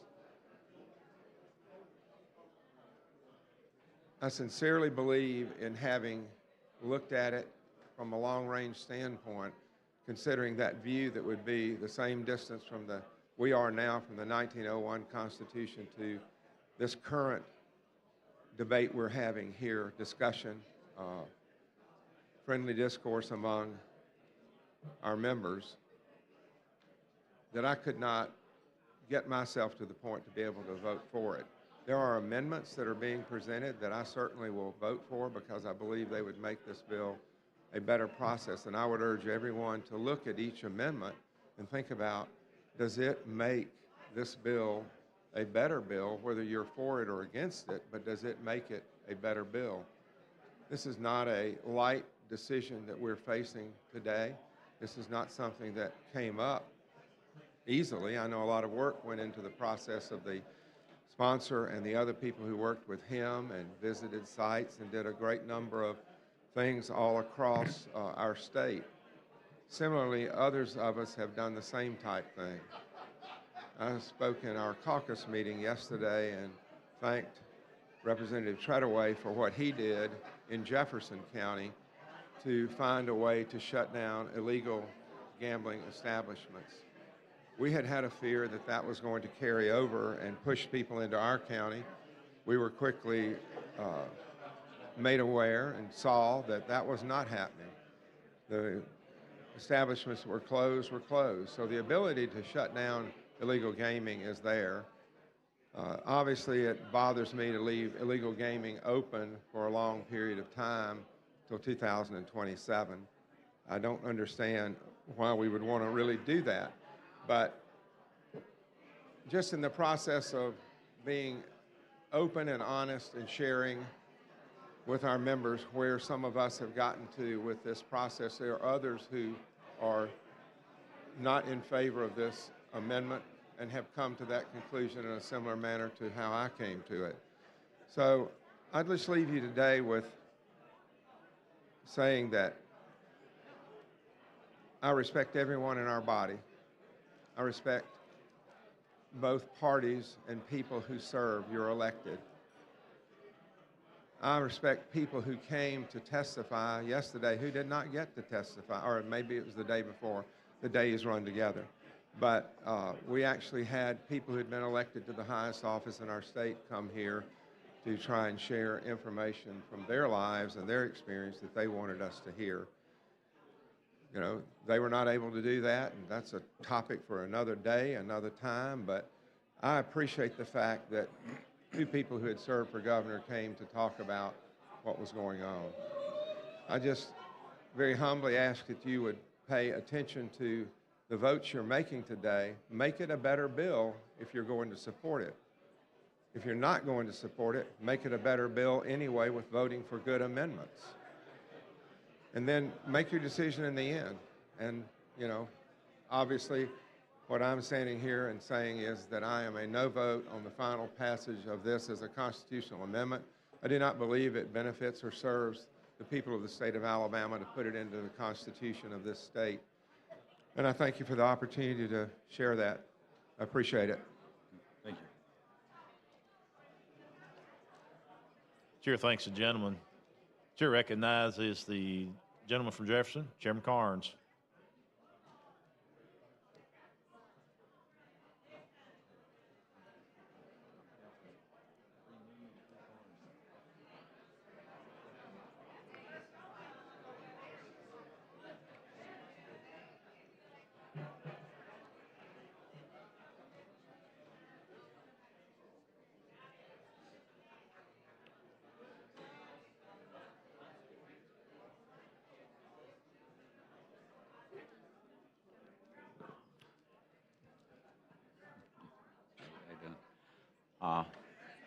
You having fun? Yes, Reverend. Go ahead. Go ahead.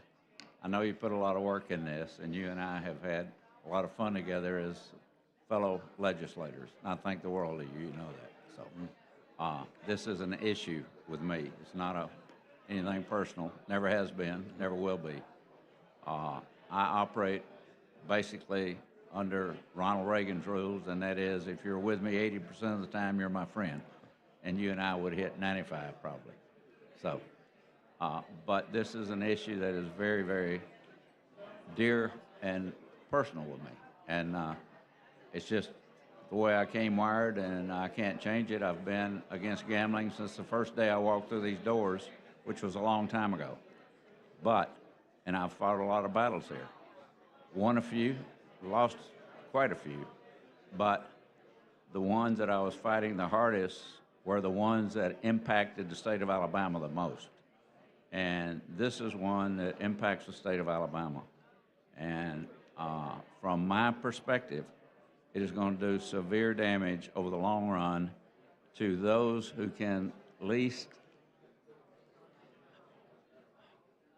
stand negative impacts in their life. Number one, you just got to be pretty bad in math to go and gamble at a casino because the odds are against you.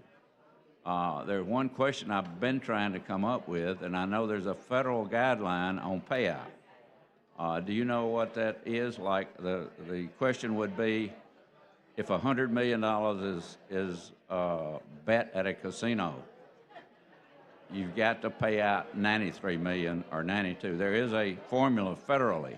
I don't know if that's implied anywhere in here. Not in HB 151, no. How about in the enabling legislation? No, but we do have a definition for net gaming revenue that we can discuss if we make it that piece of legislation. Is that, and would we be under a federal guideline on that? Do you know? I don't know the answer to that. But it is a good question, because if you have a gambling casino that starts misbehaving, they could go years and years and years with a gambling organization, a casino, that would, say, take in $100 million and pay out $60 million instead of 93. And nobody would know that unless they had really serious oversight. Well, which we have in this bill, the enforcement division, and a piece of the enforcement division is specific auditors specializing in casino audits. Yeah. Would that include coming in and monitoring and letting people know what the payout was? Like, let's just keep this at the $100 million bet over a period of time, and the payout was $93 million. That's roughly 7%. So, and then you've got to take that 7% and derive $1 billion profit for that 7% to get to the numbers we're saying will be the numbers for the state of Alabama. And I did pretty well in math, and I'm having a hard time envisioning the billions of dollars that would have to be spent. The billions of dollars would be coming out of commerce. It'd be coming out of people that are going to a movie theater, going out to a restaurant, saving money for a 401k, saving money for a college education. That is what the money is would be coming out of, to go into a new industry we're creating here in Alabama, gambling industry. We had a Mobile representative back when Mississippi started their gambling, and he kept up, and he was against gambling. He's still a friend of mine, but he tracked this thing in Mobile, and this is a very important thing to listen to. After Biloxi started casino gambling, Mobile had 180 new pawn shops within 3 years. Why would that be? It would be that somebody gambled next week's car payment. Somebody gambled next week's house payment. Somebody gambled child support. So what do you do if you don't have the money? You go pawn something. And what do you do when you run out of things to pawn? You go do something that is illegal at that time. And that is where the crime comes from, is the people that get desperate. And that's why we heard in a public hearing and a press conference on Wednesday about the number of people, 1 in 5, think about or try to commit suicide that get into serious gambling problems. So we know it's like bringing a drug to the market, and we're saying, well, it's going to do a lot of good, but we're going to have anywhere from 10 to 12, 13% that are going to die from this drug. They're going to be put in terrible position. That drug would not be allowed to come into the marketplace. This is a straight line analogy of what we're talking about here. Absolutely straight line analogy. And so we know it's coming, and it's even spelled out in part of the legislation, in the enabling legislation, that I think it's 200,000 a year that's put aside. Is that? That's enabling, but I would like to show me what page 200,000 is on, because it does not exist in the legislation. I'm sorry, I didn't hear you. 200,000 for addicting gaming does not exist in any piece of the legislation, so I don't know where that number came from. We do have things in enabling. Is it a percent of things? No, it's not a percent. We will fund that, and we'll talk more in the next piece of it. But we will, for the first time, have facilities, if there's addiction to gaming in the state, can go here. I think one that testified the other day had to go to Mississippi for his addictions that he had for gambling within the state. But that would give us the flexibility to have it, but that's in HB 152. Yeah, okay. Well, I don't want to get ahead of the thing. I know we're supposed to debate the thing that's on the board, so I will continue to debate that, but there is something that I read recently that made a lot of sense to me, and it said that if you come to a fence and you're tempted to tear it down, before you tear it down, make sure you know why it was there in the first place. And so this is here in the Constitution because there was a problem with gambling, believe it or not, before 1901.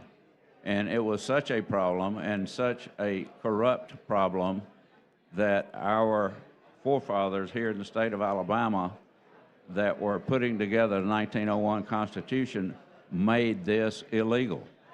I wasn't around, thank goodness, almost. You said it, I didn't. Yeah, I know, but I get teased about that a lot. But look, I go back to the fence. You don't tear down a fence unless you know why it was there, and you know, the fact is it was there because there was a problem. You know, I know we're one of 3 states only that do not have gambling. I am personally proud of that, because the states who have it still have budget problems, just like we do from time to time. And every state is going to have budget problems sooner or later. You know, it's just inevitable. So there's no one thing that will be a panacea that we walk into, get engaged in, and say, this fixes our future budget problems. Now, I know y'all have not really said it in that explicit of terms, but the feeling and the intent and the trajectory of this bill is that this is going to be something that keeps us out of financial troubles in the future. And I heard one of your quotes, which was a good quote on, I think it was a TV, you're being interviewed, and you said, basically, we're doing great right now. This is something to take care of future problems. And, you know, it will help. There's no doubt about it. But there will be social problems, social issues that have to be factored in there. There are other issues, the crime, the effect on families who have gambling addicts that become gambling addicts. The gentleman's time has expired. Okay. Thanks, sir. Chair recognizes the gentleman from Hale, Representative Travis.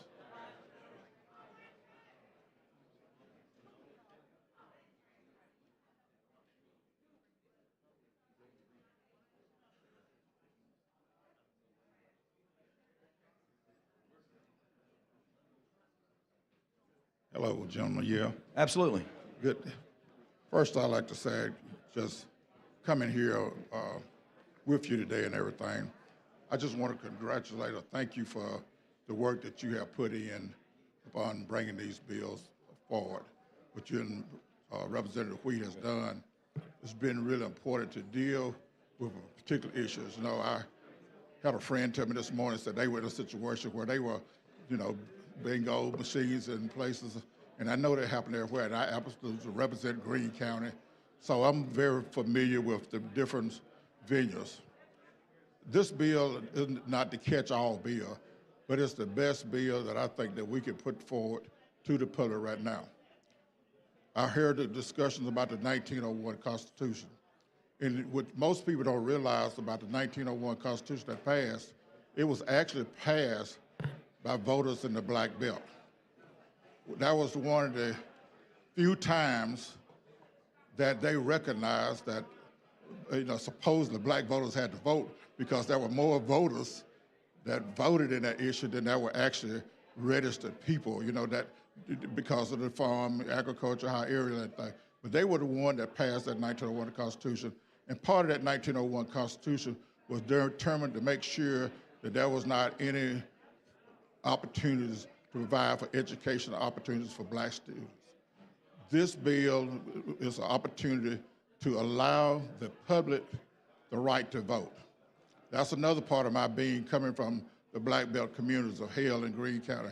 When I was a little boy, I had the opportunity. It actually, my political thing goes back to my granddaddy who could not read, but would have me to read the newspaper to him about the political events. Then I dealt with, and I can remember the big deal was when John F. Kennedy got assassinated, and as a little boy, being able to witness that with my grandfather. Seeing the opportunity and being given the opportunity for people to vote on this bill is so important.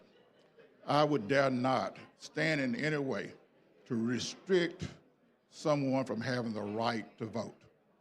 You know, some people might get into it from the standpoint of, you know, try to, first of all, there's not anything biblical that directly addresses gambling in the Bible. And I think the most important thing about the Bible is about love for one another.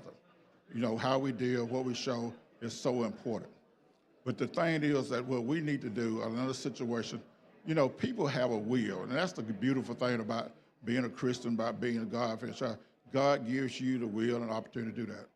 Another thing about gambling, what was so funny to me, I was raised on a farm. You know, my dad was a big cotton farmer, and he used to say the biggest gambler in the world was a farmer.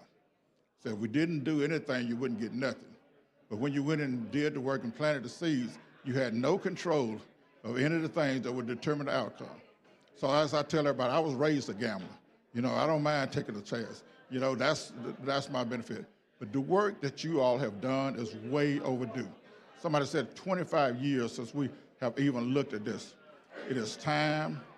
The public is asking for this. It is a time now that this bill, all it does and advances is giving the citizens of the state of Alabama the right to vote. And I'm so thankful that we don't mind, you know, as we as elected officials, we should look at every chance or every opportunity to give the people the right to vote. This is something we don't take away from the citizen. This is not something we make the decision for the citizen. This is something that we're doing to give people the opportunity to vote. And I just thank you for that work. Thank you, Representative. Chair thanks the gentleman. Chair recognizes the lady from Baldwin, Representative Fiddler.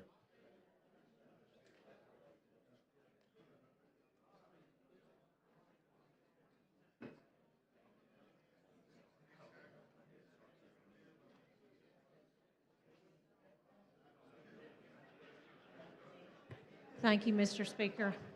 And I also want to say thank you to Representative Blackshear and Representative Witt and the committee that's worked so hard on this, because I know y'all, you know, have the best interests of the state of Alabama.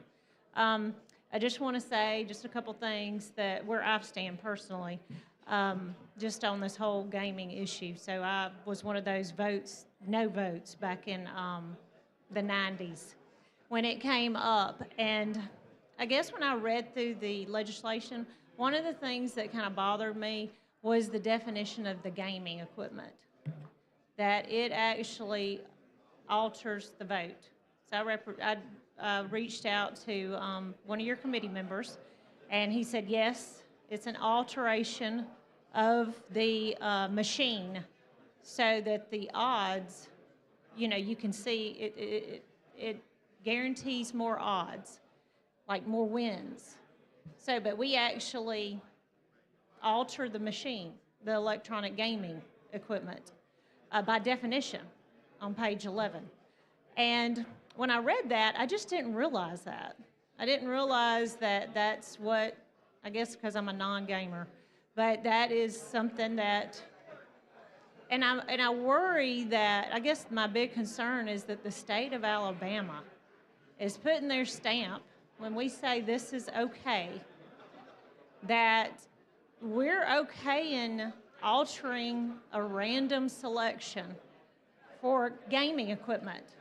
And that's for the lottery, that's for the casinos, that's for any time we have a random selection. It's page 11 on gaming equipment. Which bill? Well, actually, it's on. Because the we only have bill, 9 pages not- on HB 151. Yeah, it's not on the bill that we're talking about the vote.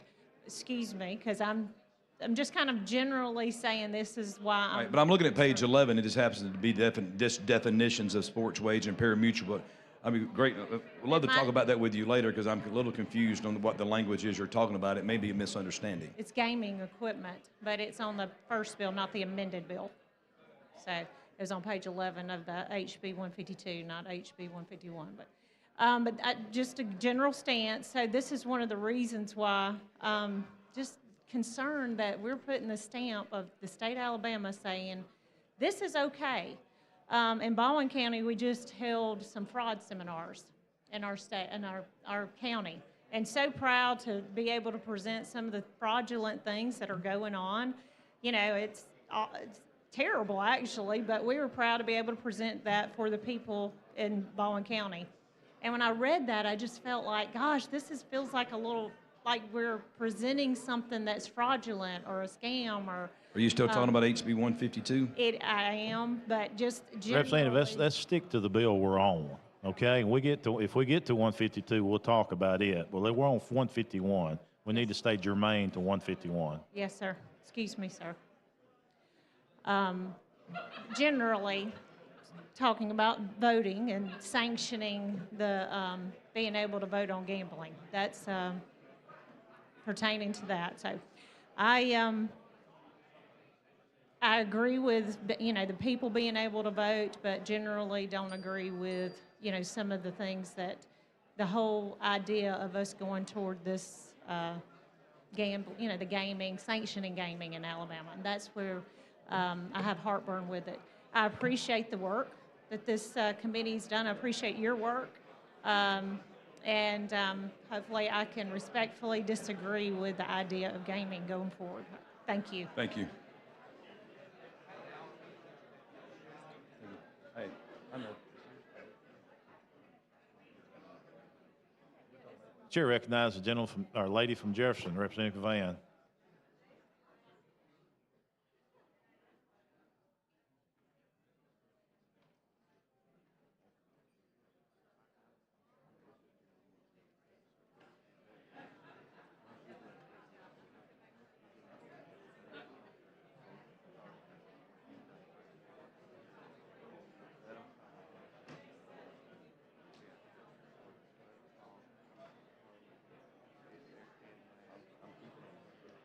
I don't need the whole 10 minutes. Welcome back. Oh, absolutely. I'm just getting started, that's all. You know, I need good legislation like this to get me moving. Just had one question. Let's talk about this compact.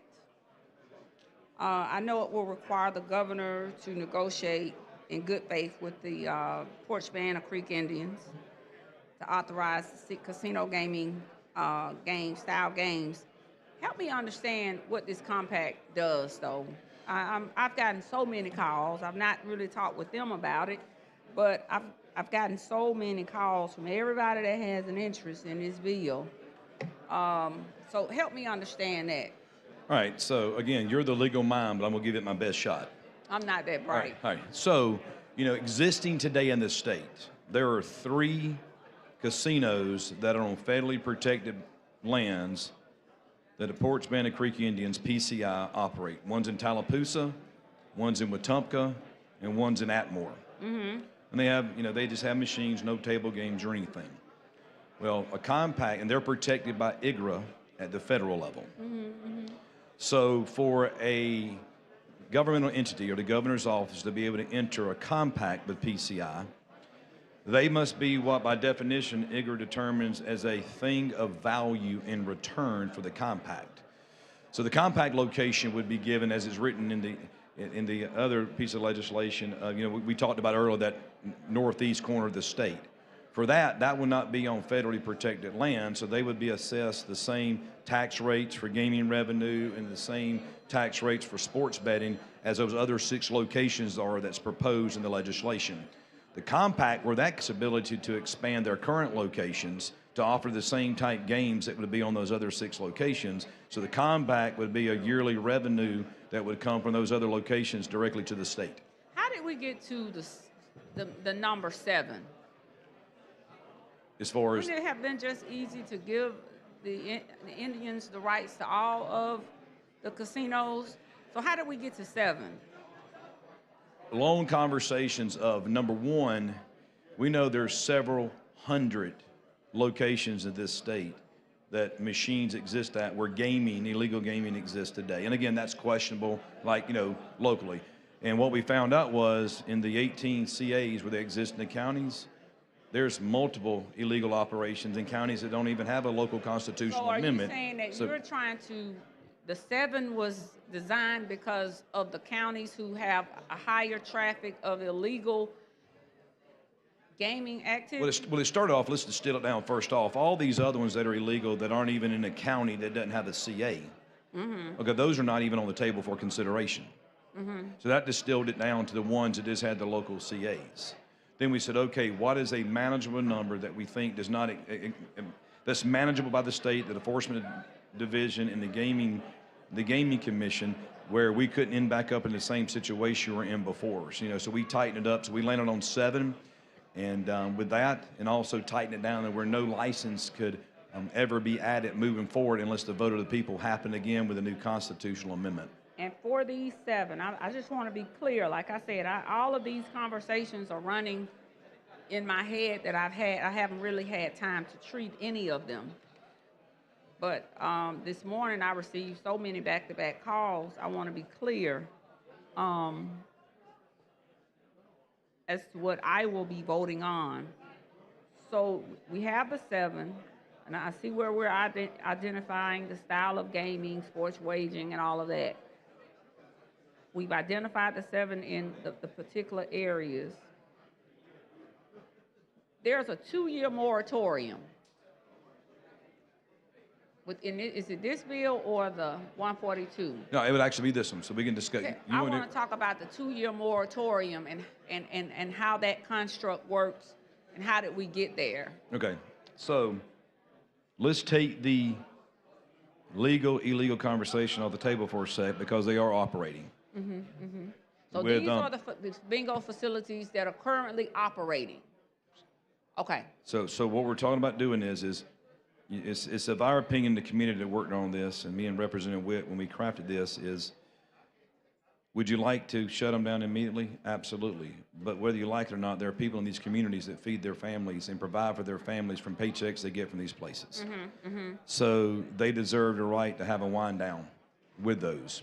And also an opportunity if they want to bid on one of the licenses moving forward, they can. So we established in HB 151 4 steps we put in there and some others that can be added by the commission so these people can come forward and get a temporary operating license that would have an end of date of 1/1/2027. So technically 3 years from where we're standing here now. Okay. And we would come in, if they got the temporary license, we would start taxing them at the tax rate that's listed in the enabling legislation, and they can operate until 1/1/27.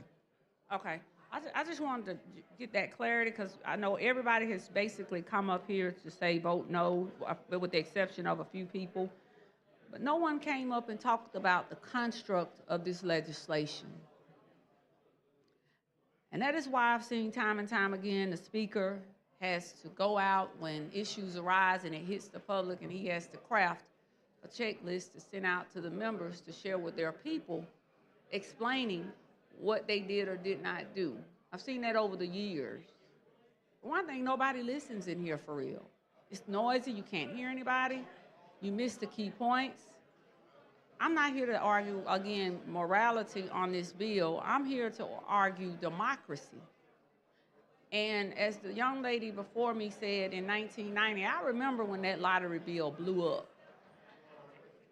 And I believe that I represent a wise constituency base. One of the calls I got this morning was about my constituency base, and this particular owner had individuals that work for him that live in my district and reached out to me, and I appreciate that, because you don't take any one vote for granted. I've been here long enough where I've seen where that light and those lights turned red and green, and one vote shifted.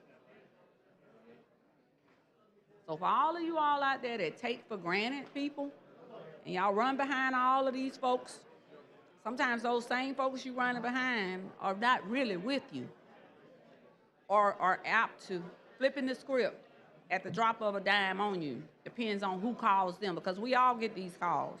So I just wanted to take this opportunity to come and get a little bit more clarity on this understanding. But for those that are listening, every vote, every one of these votes in here matter and counts.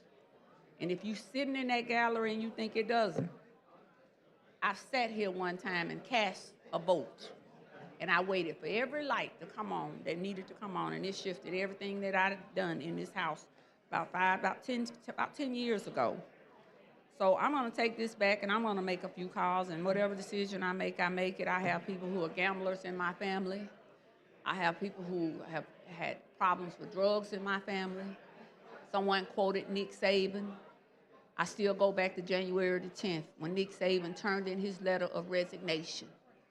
The next day and that night, it was like a black cloud had hit the state of Alabama, but we see people every day dropping like flies from drugs, addiction, being killed, and nobody flickers.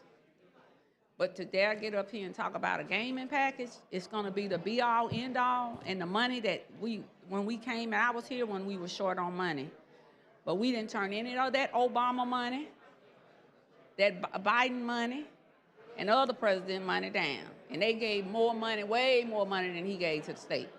So I just wanted to simply add all of my little good, quick talking points in, and I appreciate your efforts on this bill.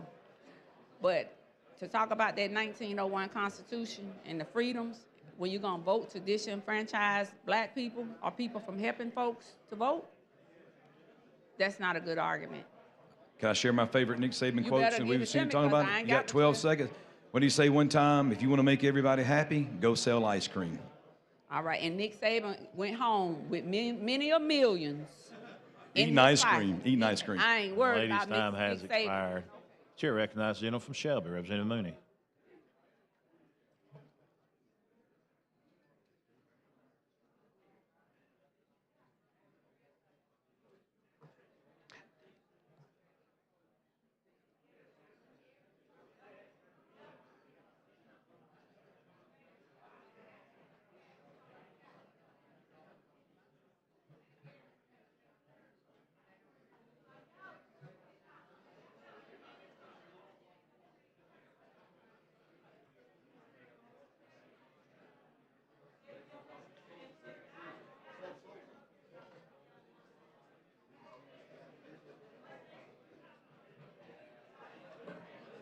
Thank you, sir.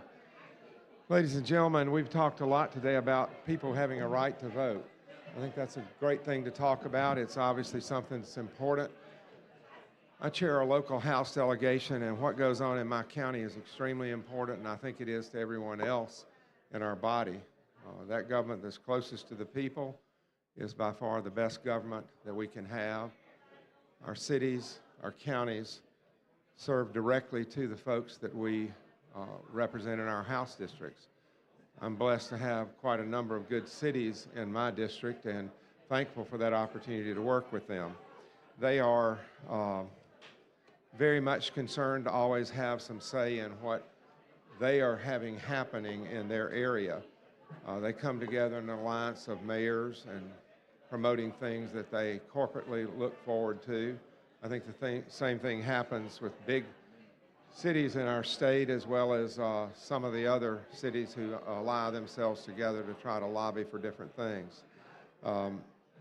Whether I agree that we should vote on this as a state, I do think there's a concern that I have that we should look at the need for the local places where this would be taking place that have been described and discussed and talked about, should have some opportunity for local people to have their input.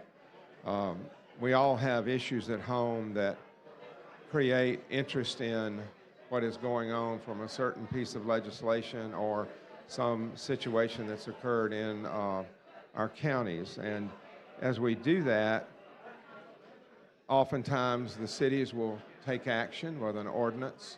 The counties will take action with something that they do. But they don't do it in a void generally, at least not in Shelby County. They all work together, talk, discuss the information that they're dealing with, and take time to put it in a position where the people in the area can have an opportunity to speak towards it.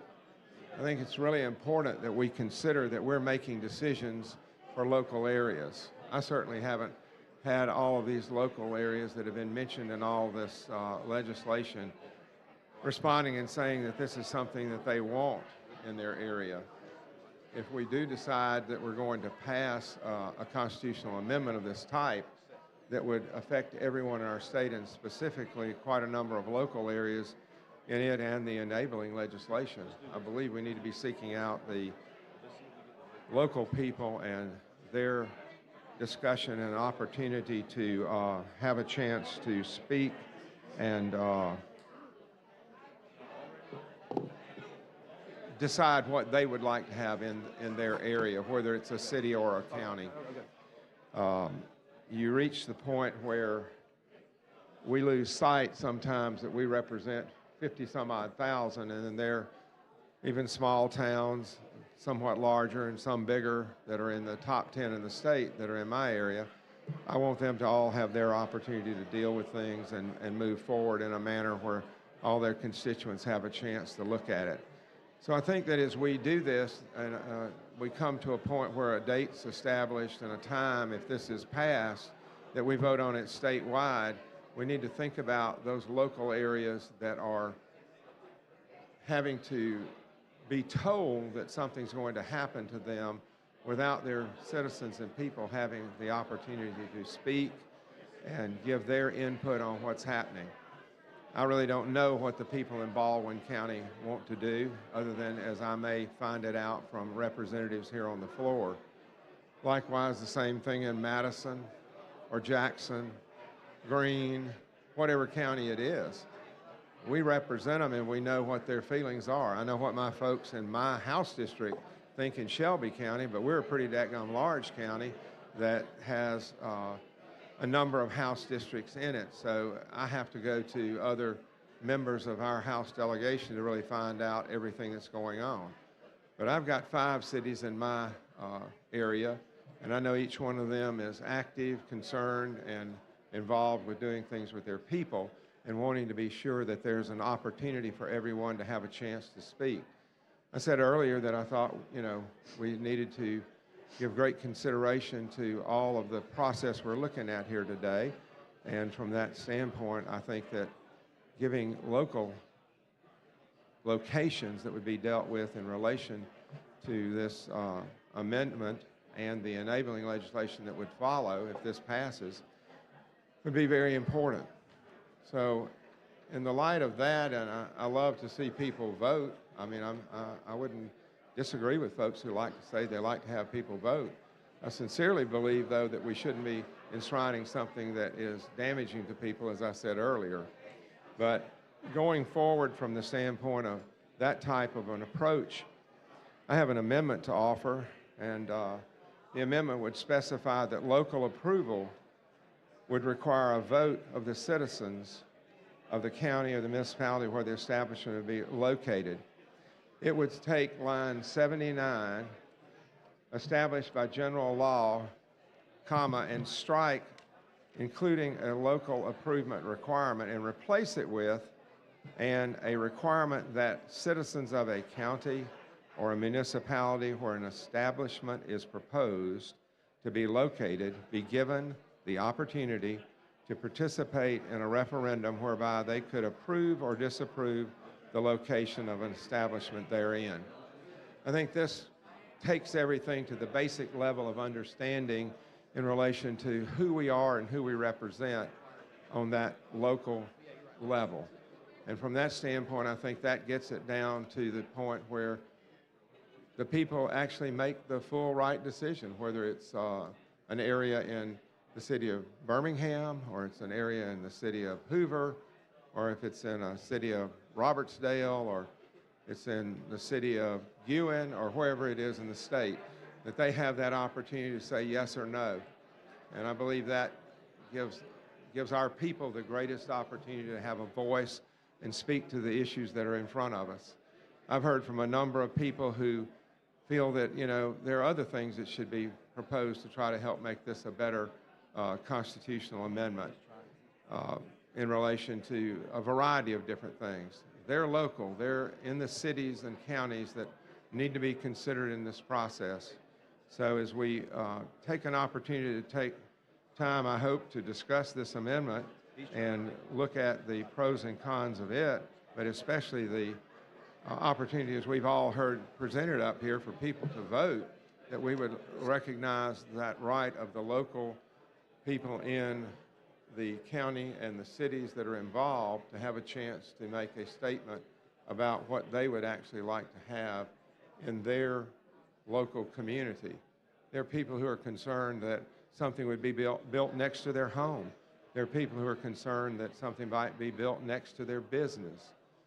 Those concerns are relevant and important, and the only way that we find those and get those is by putting something at the local level in order for people to have a chance to give their individual decision on it. Just as we vote on something here, it gives them the opportunity at that level to vote on it in their city or county that is affected by this process that we're dealing with here today.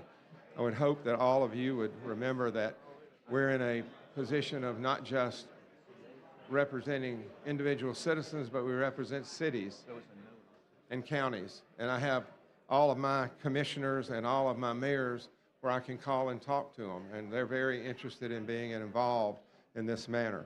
So from that standpoint, Mr. Speaker, I would offer this amendment to HB 151. Clerk, receive the amendment. Amendment to House Bill number 151 by Representative Mooney. Mr. Speaker, I move the table, and I would just say, a lot to comprehend. That's the first I've heard of this amendment, but just know in the enabling legislation, we do have local approval of the City Council, the County Commission, or even a local referendum in HB 152. So I move the table of this amendment. You've heard the sponsors to table the amendment. If you wish to table the amendment, your vote will be aye. Opportunity. If you wish to, I'm sorry, this will be a recorded vote. Okay, so if you're wanting to table the amendment, your vote will be aye. If you want to accept it, of course, it's no. Clerk will unlock the machine and members will vote.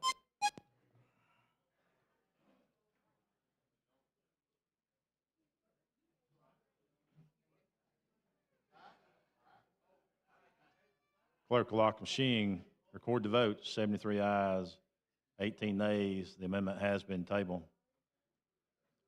Question for the body now is passage of HB 151. Clerk will unlock the machines and the members will vote.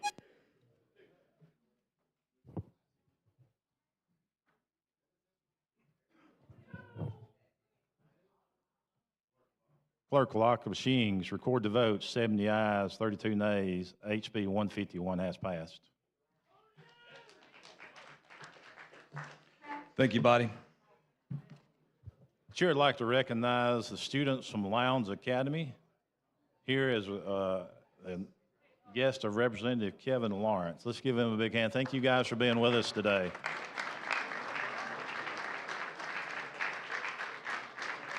Y'all stand up so we can see you. Stand up for us, guys. Thank y'all for being with us today.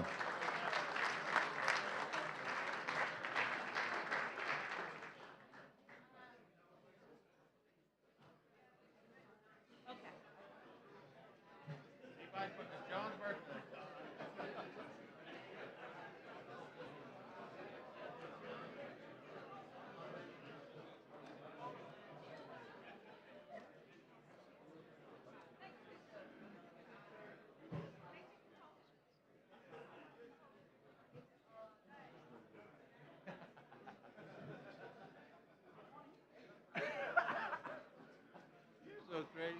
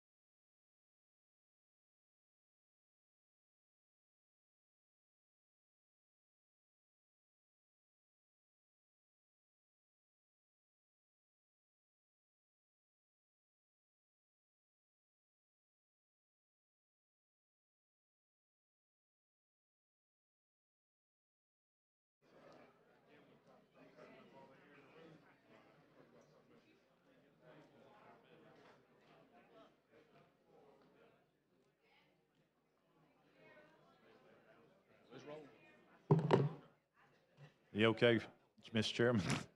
I am now. I'm back. Clerk, call next bill. On page 3 of the calendar, House Bill number 152, with substitute by Representative Blackshear, relating to the Alabama Gaming Commission. Mr. Chairman. Thank you, recognition, Mr. Speaker. Let me get organized here.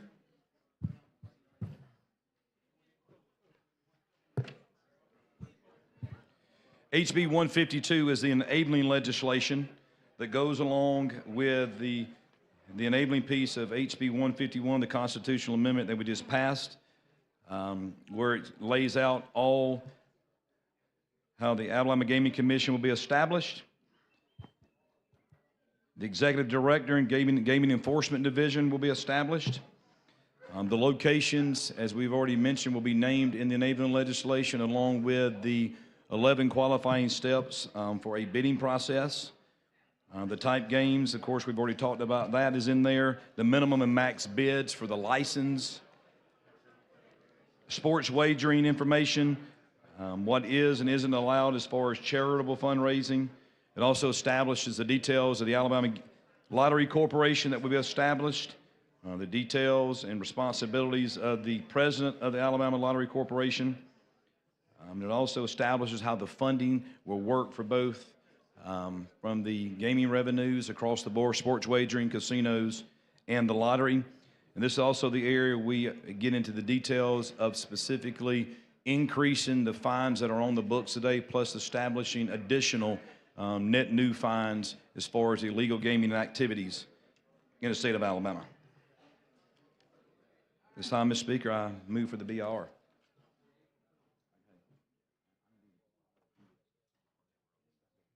Chair recognizes the gentleman from Calhoun, Representative Gidley. Thank you. First person to speak on the BR. Yes.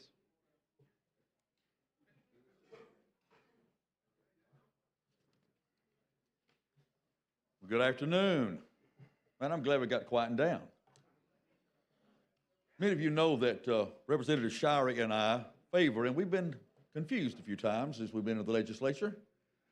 A while ago, he walked by, and I said, Mark, I think I'll grow me a beard. He thought I said, I think I need a beer. And I said, no, it hasn't quite got that bad yet. Well, good afternoon. I'm glad we've quieted down a little bit, and I appreciate everybody giving us a chance to speak. I want to speak, and I wasn't sure I was going to do on the BIR, but thank you, Speaker, for letting me speak. I want to share some statistics with you and this afternoon, and I would really appreciate your attention as I share these. Now, I know we've passed the CA. I know that probably most of us were pretty much already convinced of which way we were going to go when we came in this chamber today. But there's a few things I want to share that I think are important as we go forward. Regardless how the vote goes in just a little bit with either the BIR or on the enabling legislation, I have some things that I want to say that I think are important to me. First of all, let me say that I think it's extremely important that we are, and I'm so thankful that to this point it seems like we have been very civil and complimentary of one another.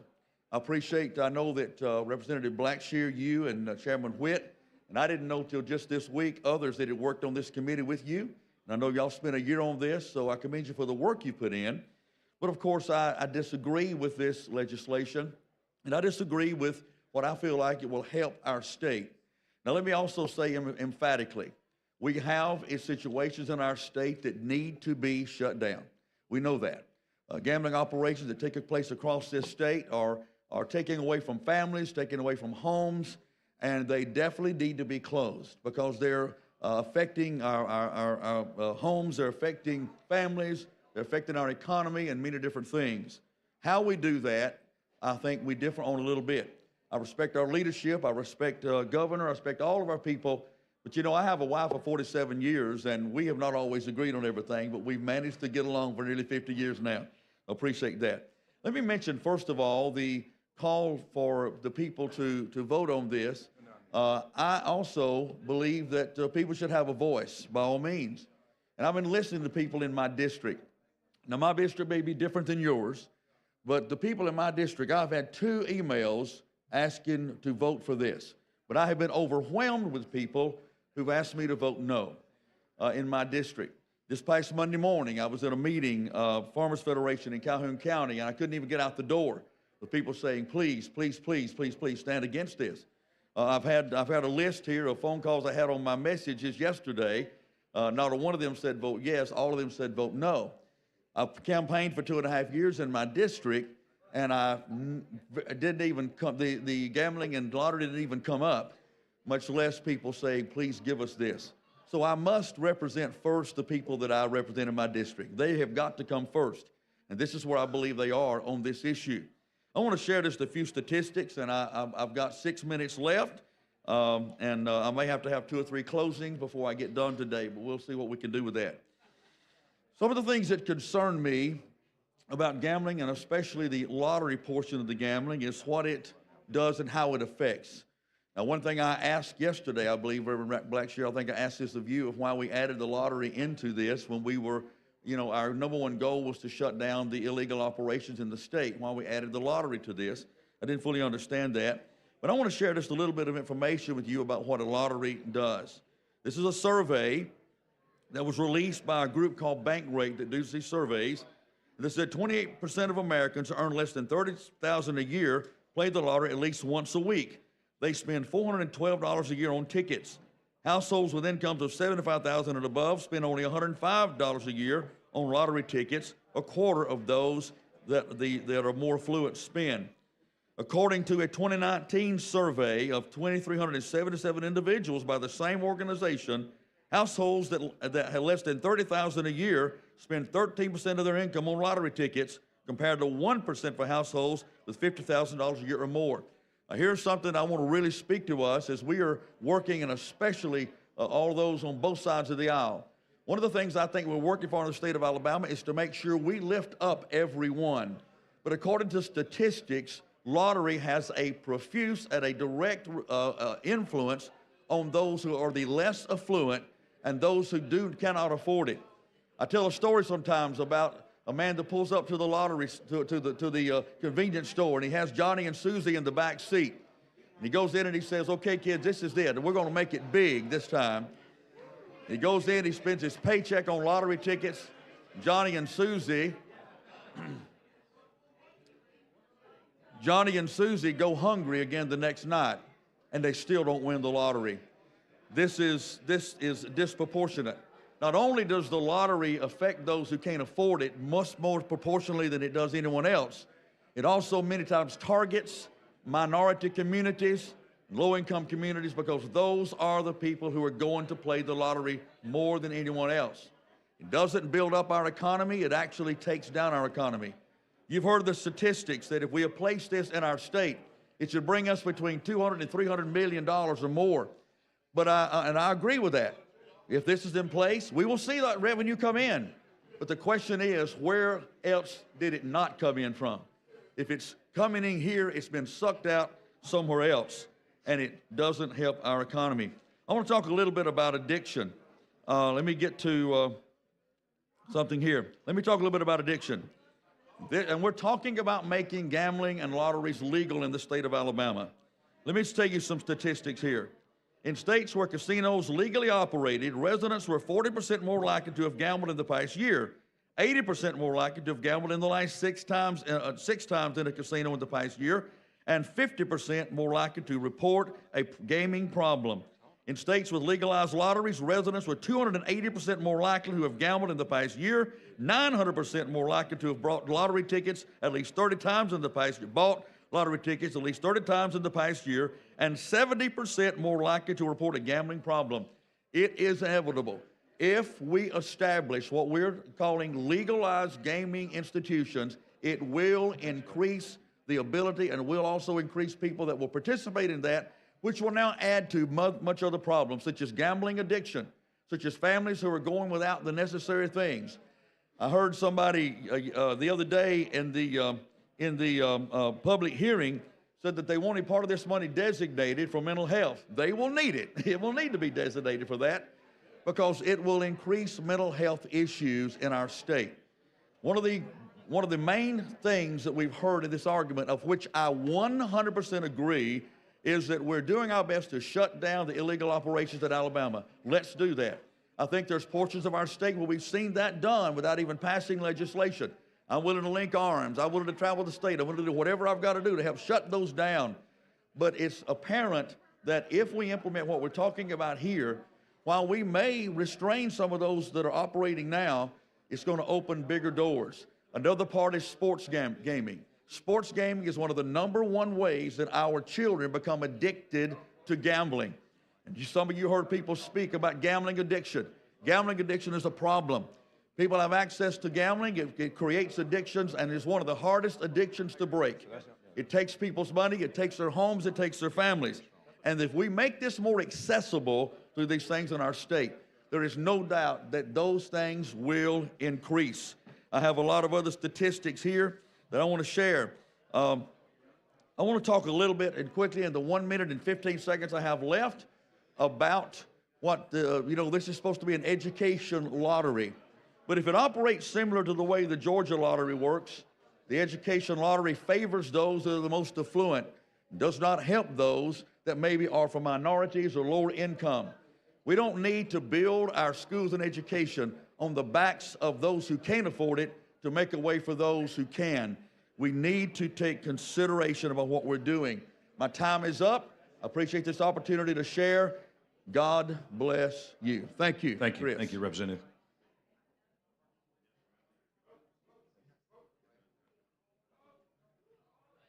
Chair recognizes the lady from Macon, Representative Warren.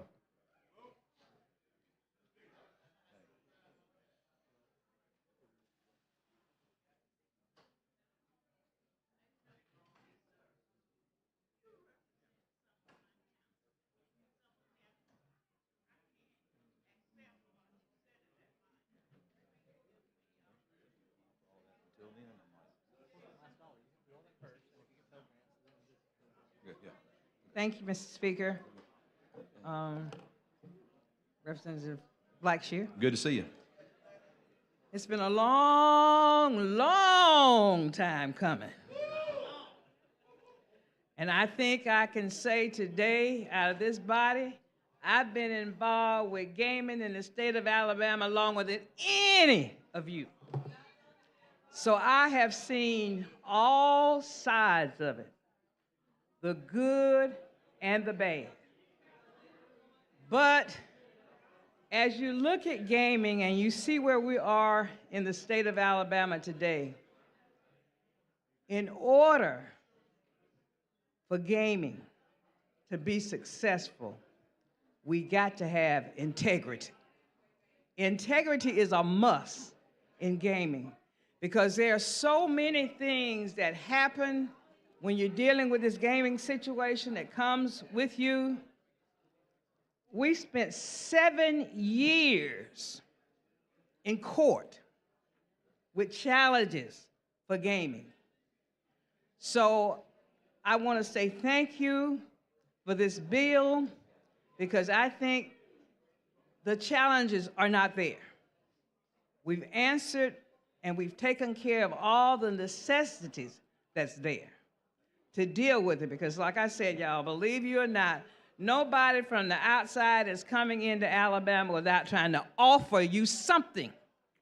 And as legislators, we need to be really careful as to who we deal with, who we talk to, who we take money from. Because in the long run, when it's all said and done, if you end up in court, you're going to end up doing some prison time.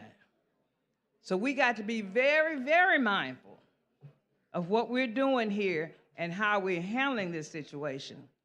As it relates to the commission and the selection, I think it's good. But we got to be careful because none of us, and this is where we have to admit, we don't know anything about gambling. This is a bill we put together to try to satisfy the needs of the people, to give them an option to deal with it. But I am recommending, and I hope whoever is picked for this commission, that they receive the proper training. I don't want a commission to sit down and start trying to deal with gaming that don't know a thing about gaming.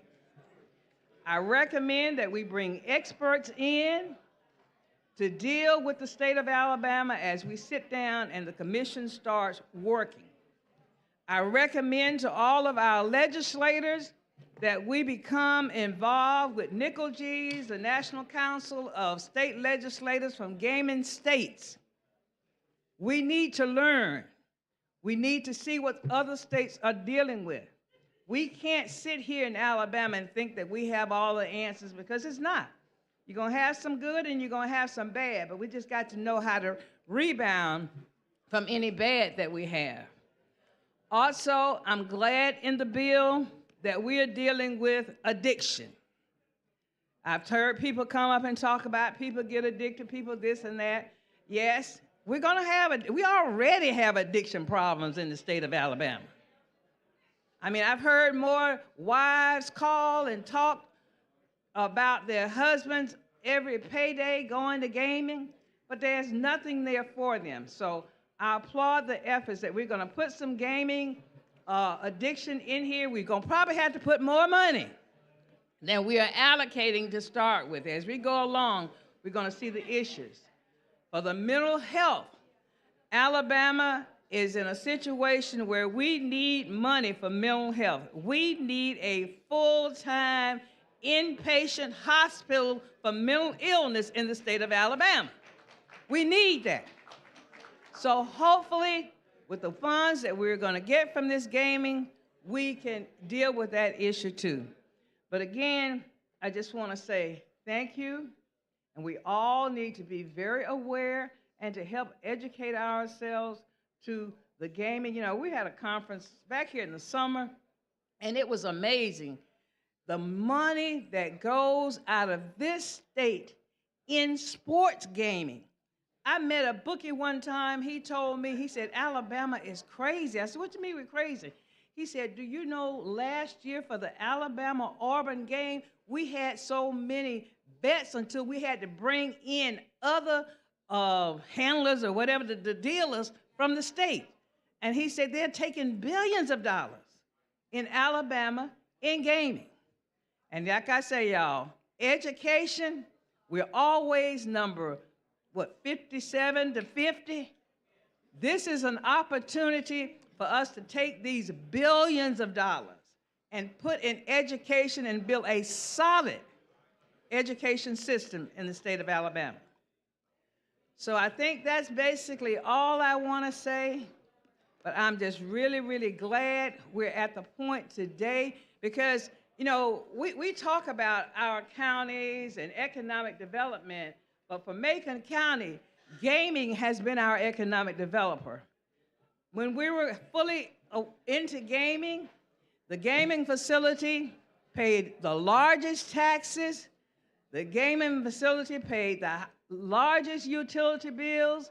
The gaming facility had the largest number of people employed. The gaming facility did more for the community and nonprofits than anything. So this has been our economic development. And I think we've done an excellent job. As I said, we stayed in court for 7 years, and there was zero wrong with what we could do. I don't care how they tried, don't care what they brought against us. We always stood tall because, again, as I said, we had integrity. And it's crucial that as we deal from day to day with a gaming situation, we have our integrity. And, you know, I hear a lot of my religious colleagues talking about the religious efforts. But if we think about it, the only time that Jesus got upset with gambling was when they were doing it in the house of the Lord. And we are not doing that now. So I think if we can enjoy all other sports activities, we can enjoy gaming as long as we do it right and everything stays in order. So again, Representative Blackshear, thank you for the time, the effort that you put into this effort. And hopefully, now we can really give the people the choice to decide if they want gaming in the state of Alabama. Thank you, sir. Thank you, Representative. Chair thanks the lady. Chair recognizes the gentleman from Jefferson, Representative Rogers.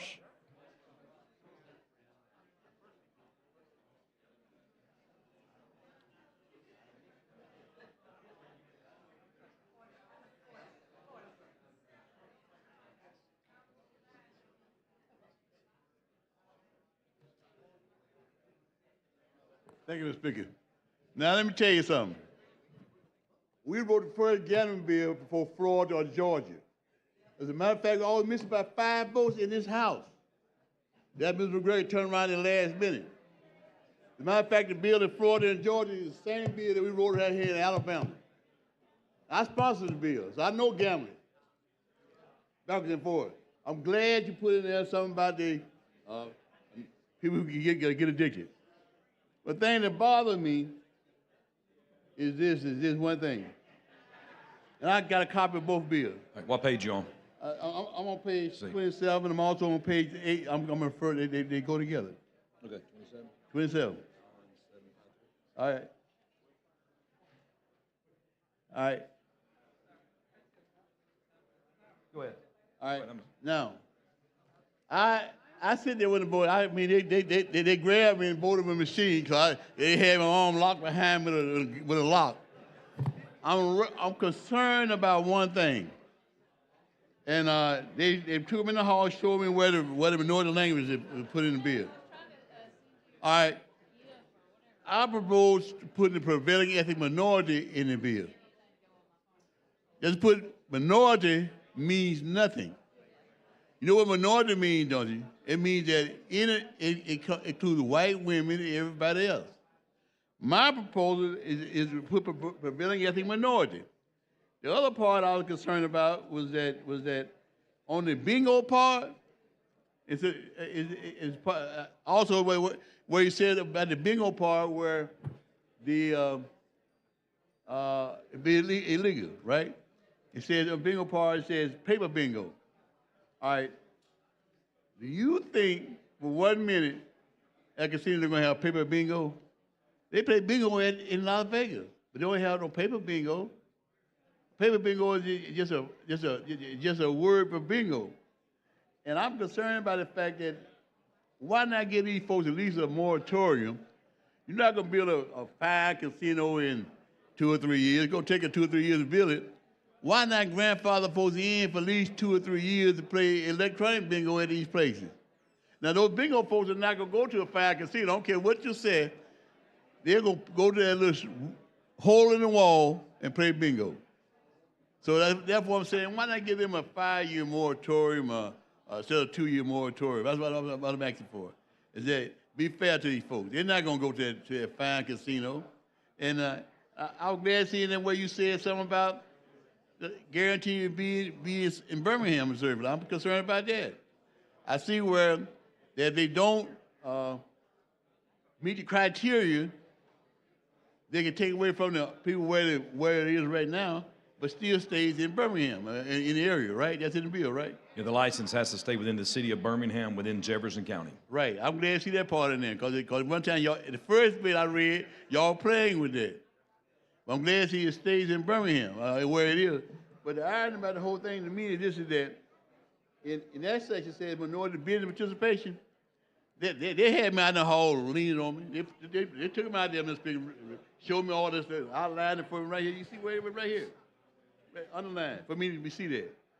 My concern is minority participation means one thing, that we get our lunch to eat. That's all it means.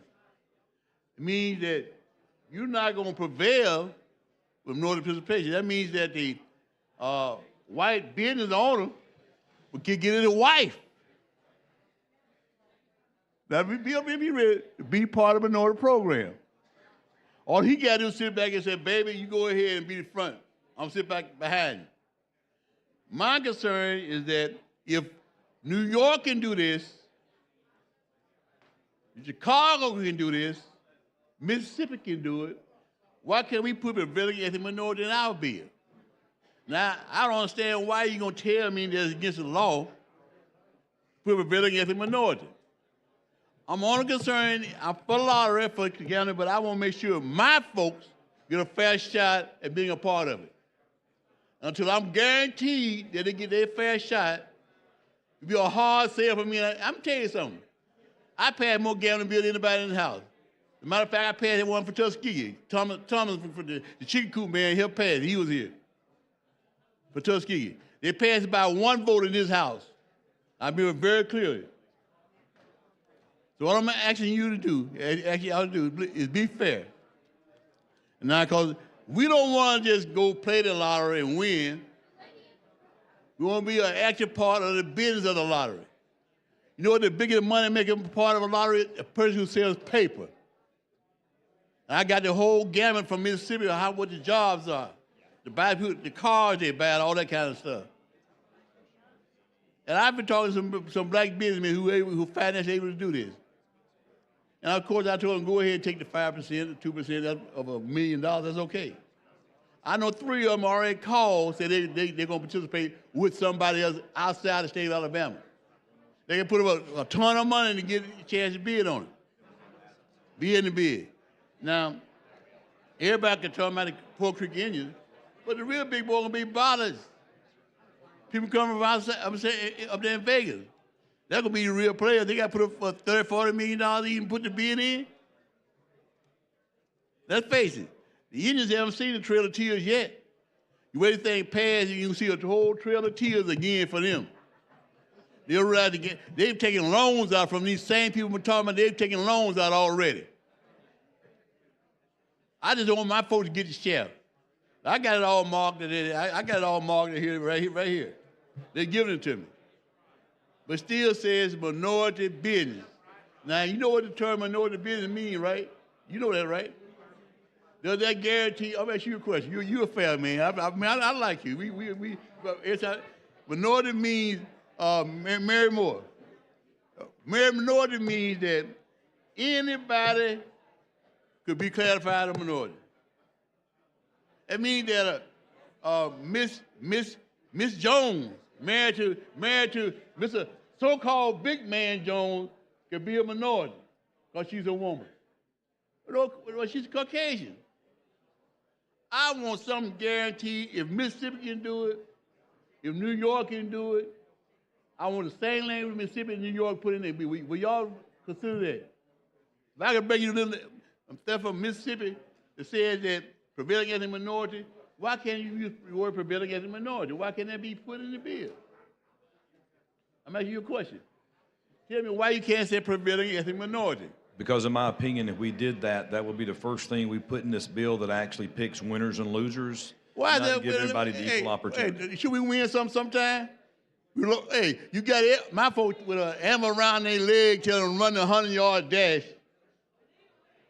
We need some help. You want my folks to run a 100-yard dash with a damn hammer around their neck, and you will give everybody else a fair shake? Do they own some retail stores that you think may participate in the lottery? Some of them, they're going to bid. They're going to get. No, I'm talking about like retail stores, not the casino, the retail stores. Some of them do. They'll have an opportunity because there's a revenue share in this for each store, which would be net new revenue to that store. Okay, well now, if I could bring you, of course it ain't gonna do. If I could bring you relatives from other states who said they could do that, will y'all consider doing it in Alabama? I'm just asking. I know I'm not on the committee. Nobody talked to me, but I'm getting talked to by a lot of black businessmen who want to participate in it. What they did in Vegas, you got a group called Blacks in Vegas, Blacks in Gaming out of Vegas. They want to bid on this. They're going to tie in with MGM, going to tie in with them, and we're going to get our lunch eating. I'm glad they are. And this is a bunch of malaka right here. Because it says right here, minority businesses, that's what it says. You know what minority business is, what that means, don't you?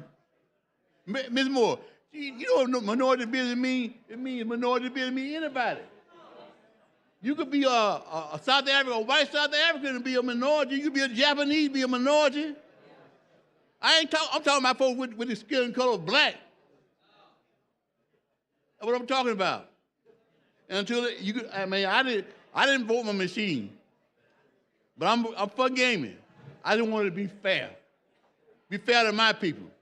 They got to vote on this like it. They voted it down last year. Black folk voted against the last lottery bill we had. Black folk voted against it, along with the Christian folks, because it wasn't fair to them. Gentleman's time has expired. Chair recognizes the lady from Calhoun, Representative Boyd.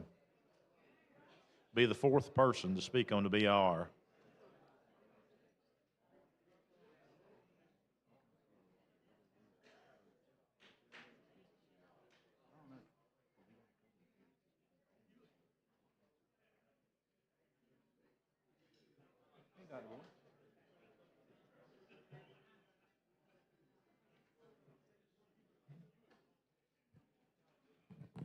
Thank you, Mr. Speaker, for the recognition.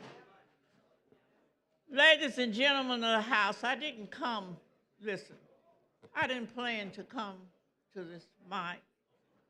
But sometimes it's like when you're in the church, they say if you throw a rock, a hidden dog will hollow. A rock has been thrown at my district area when you say, I'm not supposed to name a certain one, like Calhoun County that one of the other speakers referred to.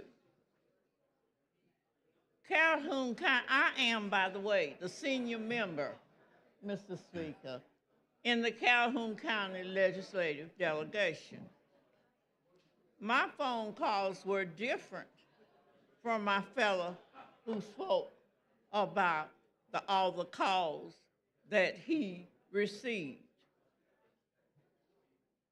I want to say this before I say some things in a way you're not normally used to me saying. I want to say to you, I'm a fourth generation Christian. I want you to know that. Of the CME church known as Christian Methodist Episcopal. I wonder on Sunday mornings when the offering plate comes in, I wonder if the ministers and the religious people and all know where all that money, what source it comes from when it's dropped into the offering plate. I think some of us would think differently. It took me a while in here. I've been through all of that. I didn't always think, sir, the way I think about this, but I have to think about the people of whom I represent. You can't stand here, or we shouldn't stand here at this microphone and just give our belief alone. And I'm not going to take 10 minutes. But what prompted me is when you do misrepresentation about how many more people are going to need mental health, and I'm going to just, because if most of us realize there are many issues that we face with, where it's not going to only be people who playing the lottery who will need attention because of death, because of whatever. So let's don't use minorities, and I know there are a whole lot of groups of minorities, but let's just take blacks in particular out of those. I resent any time you come to this microphone and refer to minorities when my community, I know you're referring to blacks. We got to quit doing this. This is a people's house. And when we look at issues, I do know about education. I may not know about lottery, having spent 30 years in it. Mr. Speaker, as I said, I didn't intend to come here, and it's not prepared, because that's not the way I do it. I knew to come up here, I'm prepared. But like when the good minister is preaching, or I couldn't sit in my seat to talk about people I represent who say no. That is not so. Some of the people say no, but most of the calls I receive, and I'm here because I don't want my phone jumping off the hook when I get home, all right, are saying, did you not hear what was said? Thank you for the opportunity, and I hope you listened and understood from what perspective I come from, because my county was misrepresented as a whole. A part of it should have been. Thank you so much for the opportunity to speak and to give my opinion from my perspective of those that I've represented for 7 terms plus remote. Thank you for the opportunity. Thank you, Dr. Boyd.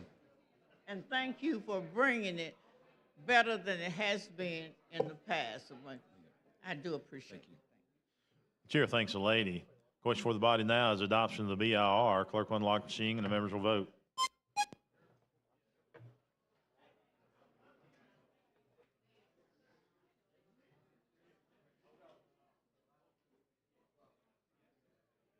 All the members voted. Clerk will lock the machine, record the votes. 80 ayes, 21 nays. The BIR has passed. Mr. Chairman. Thank you, Mr. Speaker. I do have a committee substitute. Here to explain your substitute.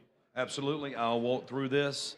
The first one is replace line 245 on page 9 with the following. Then students, a domestic fraternal society, order, or association under 26 USC and 501c10 that devotes its net earnings exclusively to religious, charitable, scientific, literacy, educational, and fraternity purposes. If it's okay, Mr. Speaker, I'll explain these as I go through each one of them. That's when you have your local area shrine clubs and Masons that do their typical paper bingos. A lot of those are underneath a 501c10, not just a 501c3. So we're making sure we're not taking their ability away to do their typical paper bingo. Second one, on replace lines 558 through 559 on page 20 with the following. May not have financial interest in any of the following. That was, if you remember the legislation that Representative Harrison referenced earlier, where originally in the bill had no greater than 1% ownership. If you're on the commission or anything, that is completely gone and eliminated. It's down to 0. Replace line 580 on page 21 with the following. Any member of the commission may be removed for cause by his. So we added for cause language back in to remove someone from the gaming commission. The next one is on replace line 739, page 27, which is another not have a financial interest in any. Also replace line 776 on page 28 with the following. Financial interest in any of the. Replace lines 1089 through 1095 on page 39 with the following: Lowndes County. This is the one in the original bill that had, after 5 years, if a license was not issued for Lowndes County and Houston County, those licenses could be transferred to somewhere else in the state. That has been removed, and those licenses will stay in Lowndes and in Houston County, just like the other license.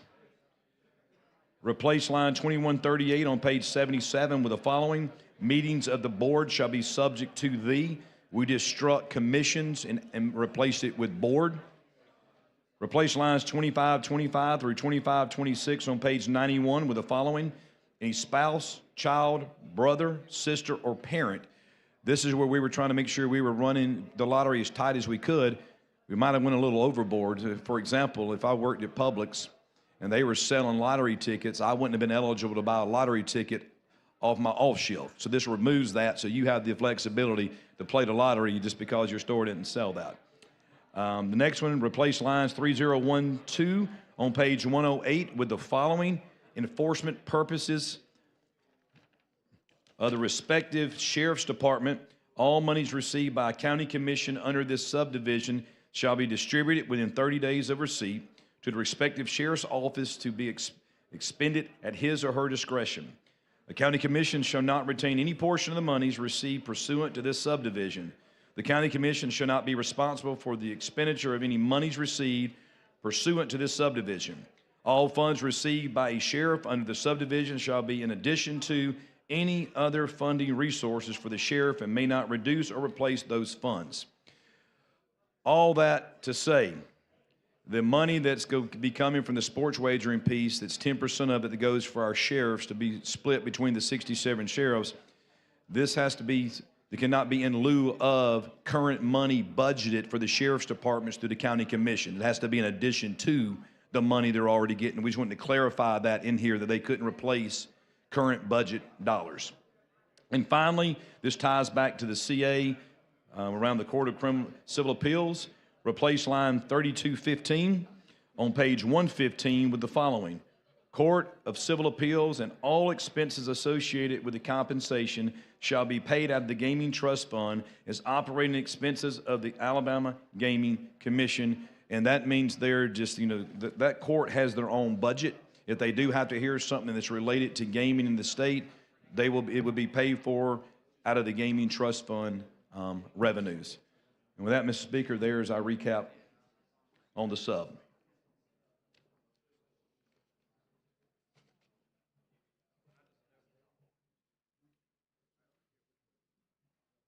I move for final passage of HB 152 as substituted.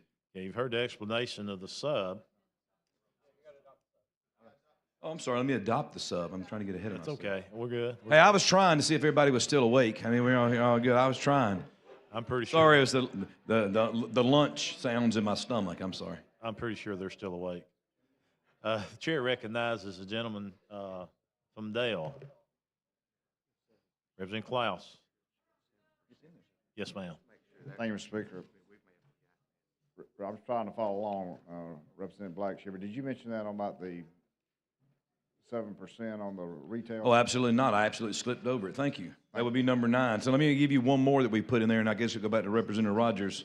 One of the other pieces of the substitute was replace lines 2725 through 2727 on page 98 with the following: a lottery retailer shall receive 7% of the sales of the lottery tickets sold by the lottery retailer. The original legislation had 1% of the win tickets they may have. We just locked it in that all retailers that sell tickets will get set to keep 7% of their lottery sales. Thank you, Mr. Klaus, Representative Klaus, for bringing that to my attention.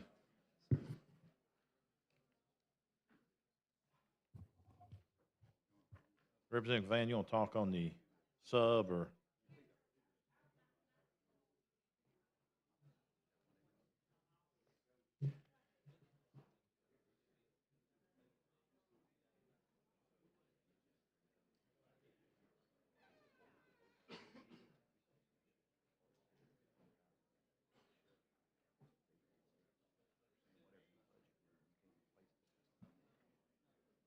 Can you give me the clarity what Representative Klaus just mentioned? What you looking for, Phil?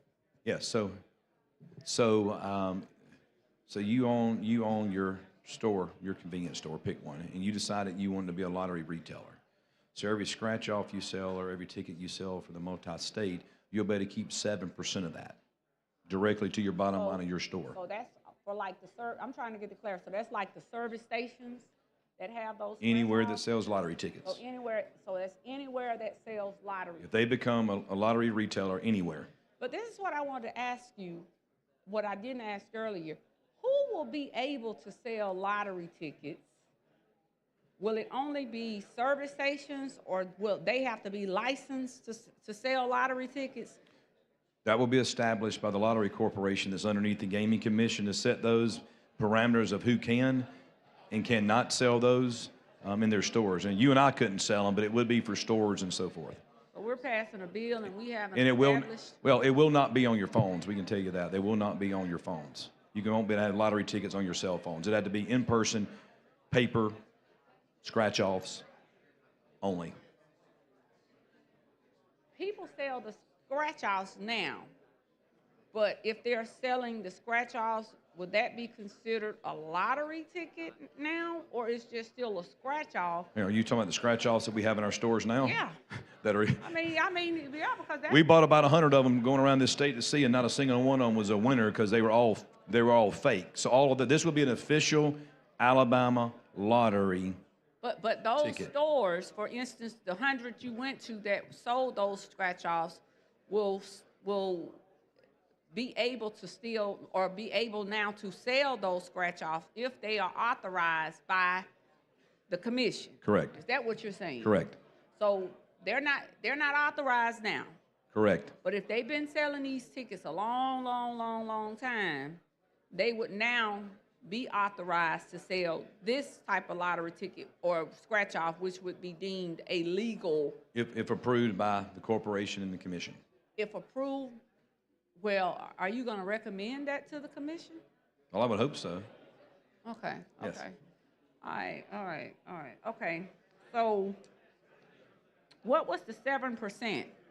So let's just say you come in and you buy, a $1 scratch off.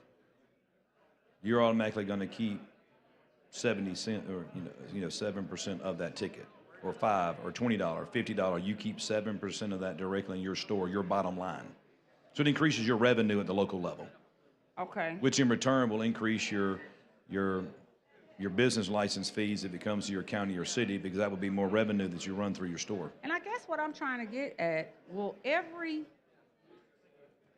store, and I know you said the commission will decide it, but will every store, if they meet whatever the criteria is, that, for instance, you go to Georgia, I believe every store in Georgia sells some kind of lottery ticket. Mm-hmm. And so I'm just curious to know why we're not setting that in place for those business owners if they're going to sell it. I've never gone to any state, I don't think, where somebody, unless they opted not to, can sell a lottery ticket. So It's of my opinion that every retail store that has a valid business license that's what I'm trying to get will to. have the opportunity, if they so choose, to participate in the state lottery. All right, now we're on the same page, because right. that is very important. Listen, we have a lot of issues in this bill, and the more transparency, the better off we are for it. Okay, I wanted to get the clarity on that, and it was one other thing. I think you said it answers what Representative Rogers was saying, and what is that? About the minority language. Uh-huh. So we have language in the bill that minority language around the bid process, such as if a minority business group places a bid, and the language we've seen in a lot of the contracts that we have standard in our general law about, if it's within 10% of the top bid, they may have consideration for that license. We have minority participation. We're here actually the minority business participation. And the way it's written, the commission is required to adopt to achieve that it achieves to the greatest extent possible level of participation by minority businesses and to administer training programs to enable eligible minority businesses to compete for license on an equal basis The commission must report minority business participation to the governor and to the legislative body annually. And I guess, listen, again, I don't have a dog in this fight. But it's, to me, whenever I hear this language, I'm totally at a loss, because we continue year in and year out that we come into these rooms with that language and nothing happens. What was the gaming commission, excuse me, the marijuana commission was a total loss, a slap in our face. It was you talking about the ratchet ridiculous, the foolery of that commission. It was a lot. It was a lot. So I don't know how you're going to structure this commission, but I certainly hope that it's one that is structured that lends a level of credibility to this process or these processes, because the marijuana commission is terrible. That's an example we used by drafting this, that we do not want to end up in that same situation again. Well, I certainly hope not. I never see the fruits of the labor of the individuals from the Black Caucus. I'm yet to see it. When we're cornered, we're asked to support legislation, but yet we still leave the table every time without nothing in the end. It goes back to what I said about that special session. Nothing plus nothing equals a do-nothing piece of legislation. As a minority caucus, in this very unfortunate situation, because there's always an attempt to pick us off one by one by one, and it just makes me cringe every time I hear one of my colleagues say, well, I got a call last night on good authority. Well, if you got that call, it was 20 calls or 30 calls made before you got that call, number one. You ain't the only person got that call. And there are no secrets in messy Montgomery town, number one. So it's one of those things, but I just wanted to get the clarity. And I probably have one or two more questions, because I do want to know how it's going to really impact, because this is not just going to be about the folks that some of us have mentioned coming to this microphone. This legislation has an impact on current business owners as well, and their bottom line. And I think it's best that we let the people know what those nuances are in this legislation. I think that's very, very important. I think someone did mention, and I think Rogers mentioned, the fact that that lottery bill in 90, whatever it was, a lot of people of color voted no on that legislation. So this is not going to just be a cakewalk, not in any way whatsoever. So the work has just begun here today, and I'm sure there'll be amendments coming to you with regards to some of those other issues, but I just wanted to get the clarity on that particular subject matter. I don't think I have anything else at this time, so I appreciate it. Right. But you know, I always hate to leave this microphone, because the Republicans have taken everything from us, or me, and the only thing I get is my 10 minutes down here, and that's why I exercise my right, whether anyone likes it or not, to come to this microphone and use my whole 10 minutes, because that's all I have, are these 20 minutes, 10 minutes per bill. But I do get a chance to make some good points with regards to legislation, so I've been told. So again, hopefully whatever happens today, we can get more clarity as the day progresses with regards to this piece of legislation. Thank you. We had to come and tell you to say thank you. Oh. It's the simple things we request of him, Representative. 2 little words, but they mean so much. I certainly appreciate thank you every now and then. I get a couple of two-worders every now and then too, but they certainly aren't thank you. Thank you, Mr. Speaker. Chair thanks the lady. Representative Hall, do you want to talk on the sub or on the bill? Okay. Chair recognizes the lady from Madison, Representative Hall.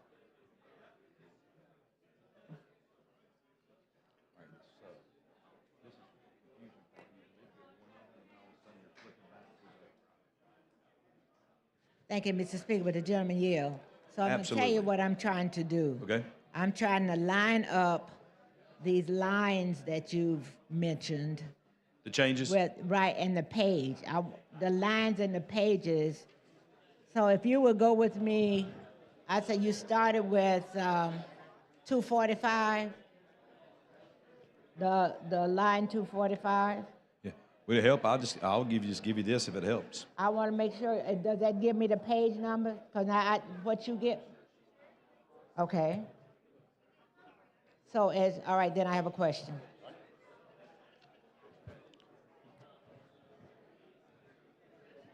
I'm going to start out by looking at line 245 to make sure my 245 and, yeah, I'm going to sub. Line 245 and the students. Is that what you gave me, 245?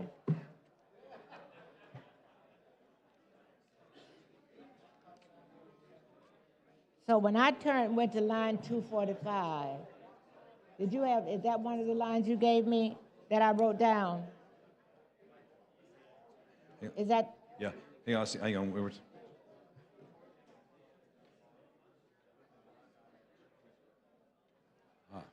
All right, so here's what's happening right now. I see where you're coming from.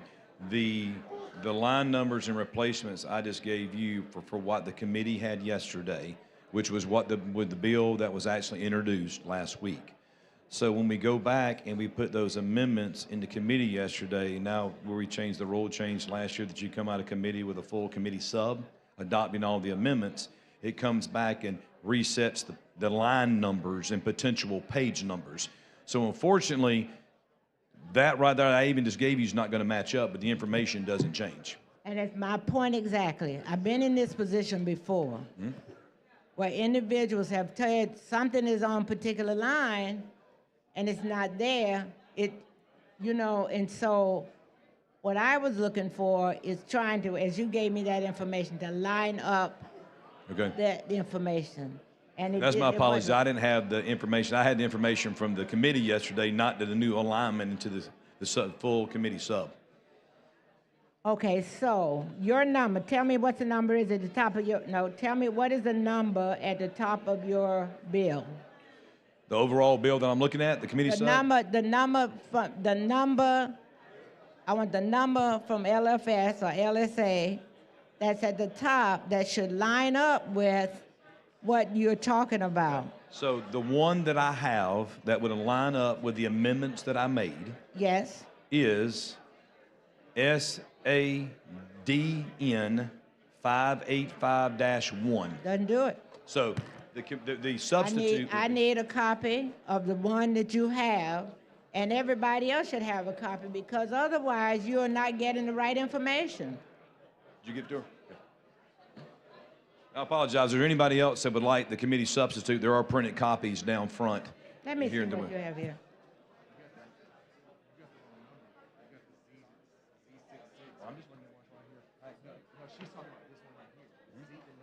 I know she asked me which one though that I put the amendments on, which is the committee sub.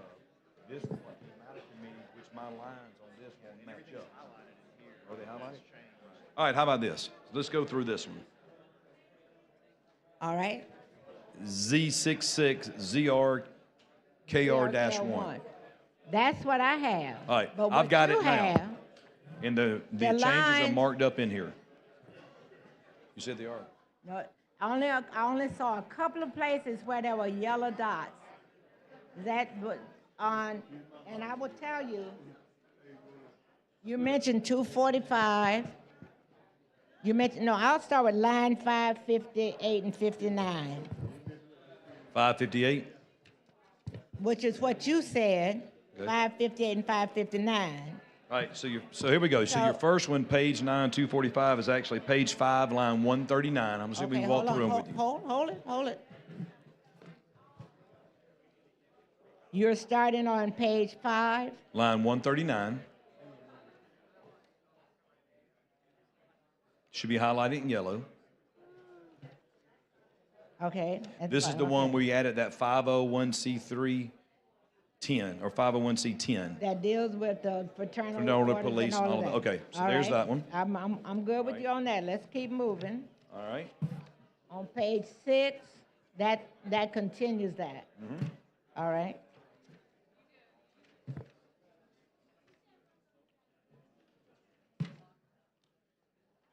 All right, now go to page, I'm trying to find the other one.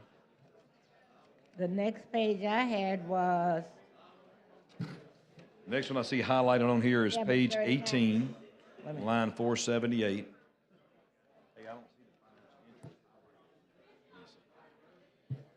Page 18, line 478. and that one only had for calls. 4 calls back in for Right. removal. I got that. Okay.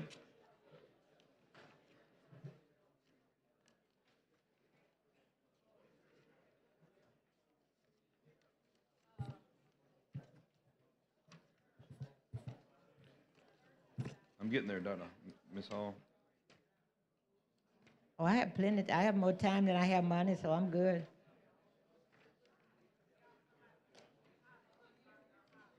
The next line you stated was 739, but when I looked at my 739, it was, All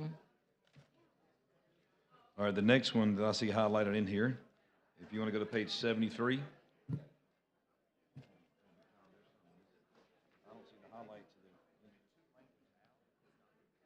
I don't think I've seen, I think we're missing Yeah, something. page 73. Well, if it's taking words out, it won't be highlighted. If it's putting words in, it's highlighted in yellow. And that is my point. I think part of my point. Hmm? And when we talked about the changes and trying to line up the change with the original and all of that, that's where you get. So there, we have to have something also that would allow you to be able to see. This those new are- system we that- got. Well, now, we talked about this new system last year, and I thought we were doing better. Because this, to me, appears as did somebody take a marker and go through it and highlight it first. Go, all right, go to the next one then. All right, So so- on page 73, Line- the only highlighted thing I have on page 73 is a meeting of the board. It had instead of the commission, we board. struck commission, put board. Yes, Hmm? That's okay. it. All right.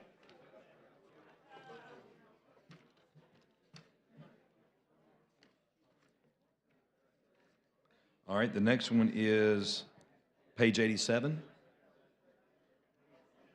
line 2415. You see the number 4 highlighted? The number Originally, 4. originally in the bill that was introduced, line 4 was actually basically saying that vendors and employees could not play lottery. So we removed that, so you had to renumber and move the line up. So this was originally 5, now it's 4. Right, but it also allowed you to add those individuals that you talked about that may be employed. Yeah, they're back in, they're included Right. now. All right. The next one, page 94. And this goes in line with Representative Klaus's question back, and from a retail perspective, page 94, line 2614, where it says, lottery retailers shall receive 7% of the state. sales of lottery tickets sold by the lottery retailer. Got it. Next one. All right, the next one, we go to page 104. Okay. All right, so 104 is, of course, the language around making sure where we put in there that the county commissions have to disperse the money for, within 30 days to the local sheriff's department, and basically they can't replace any budgetary items with this money. It's meant it to be net new to that. But that goes, okay, because 1 and 2 dealt with the 90% of the trust fund, and then 10%. You're only talking about the 10% that's. 10% of the sports betting That- but proceeds that that goes goes specifically to the sheriffs. All right. And the last one, and actually I failed to mention this one at the top, tobacco taxes. We added that back in to make sure that the casinos knew that tobacco taxes was not excluded now. They still have to pay all local tobacco taxes, state taxes, and local taxes related to tobacco. The lady's time has expired. Ms. Hall, are you finished? No, sir, we have a couple more pages if. Go ahead. And the next one will be on the last one should be page 112, 3113. That's just adding that language around the Court of Civil Appeals that if it's a gaming-related appeal they hear, that the gaming trust fund will pay for that. It won't come out of their budget. That it doesn't come out of civil appeals. It doesn't come out of their court's current budget. It doesn't come from the court's budget. No, it'll come from the gaming trust funds. And that's Yes. continuous though, Yes. right? Okay. I think that's it. That should be, that's everything. Thank you, Mr. Speaker. Chair thanks the lady. The question for the body now is the adoption of the sub. Clerk will unlock the machine and the members will vote.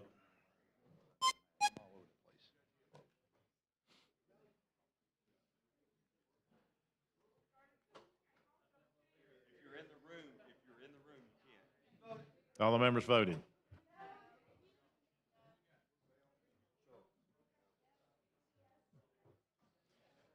Clerk will lock the machine and record the vote. 74 ayes, 22 nays. Sub has been adopted. Mr. Chairman.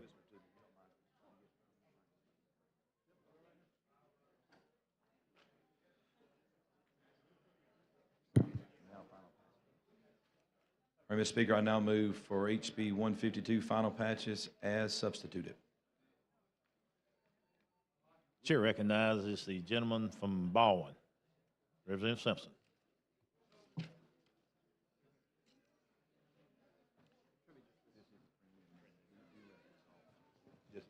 Thank you, Mr. Speaker, for the recognition. Representative Blackshear, I want to commend you. I want to commend Chairman Witt. I want to commend the members of your committee that have worked so hard over these past 12 to 14 months to take input and advice and kind of counsel us through the amendments and through the process of your bill. You have been willing to work with me from day one. And from day one, I've made no qualms about it. My interest was making sure that Baldwin County was protected. We wanted to make sure that the casinos were able to stay in the locations that they are listed in your bill, those 7 counties that are listed in your bill. And with that, I do believe that I have an amendment that will help make sure that those casinos stay in the locations that are placed in your bill. And I know people are watching. I know this is streamed live. I know we have a lot of news coverage.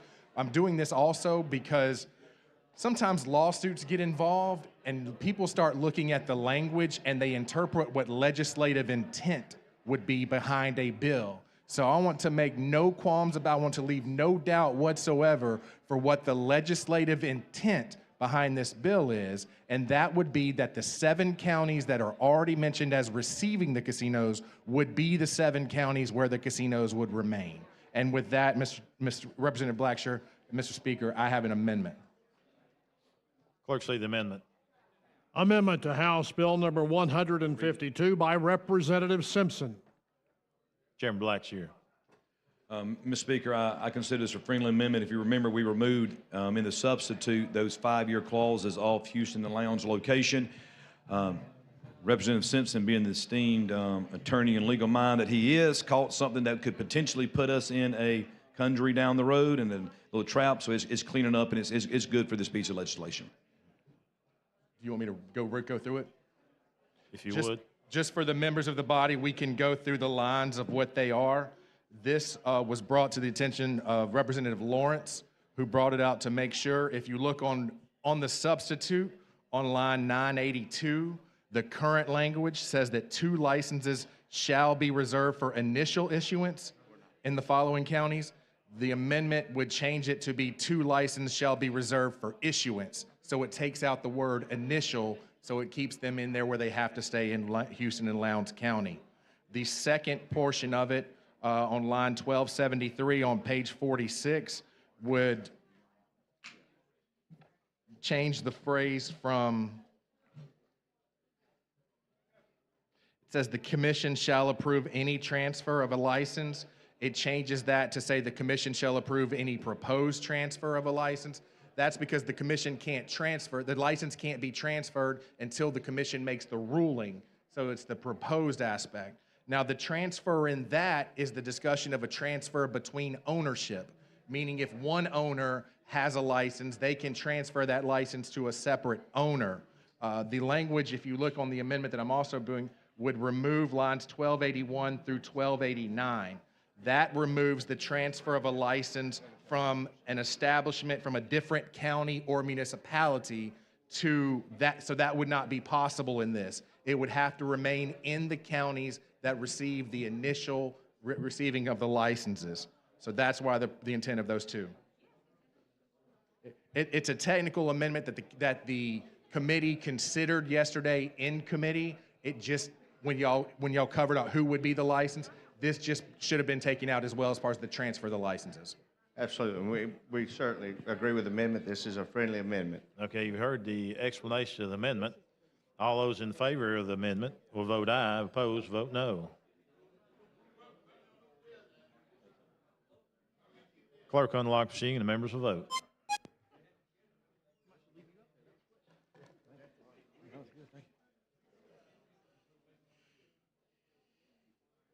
Clerk will lock the machine. 87 ayes, 6 nays, 3 abstentions. The amendment has been adopted. Thank you, Mr. Speaker. Representative Blackshear, members of the body. Thank you. Thank you. Chairman Blackshear, you're recognized.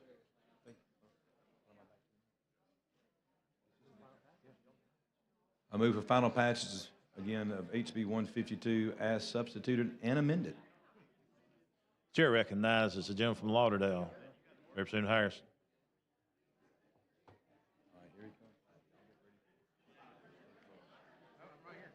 Oh.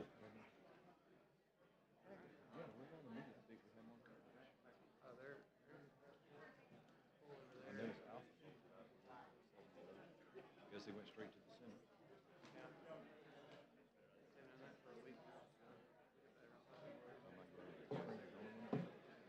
Senate. Representative Blackshear. Sensitive mics, aren't they? Yeah, they sure are. Am I too close? No, you're good. No. Okay. I do just have a few clarification questions.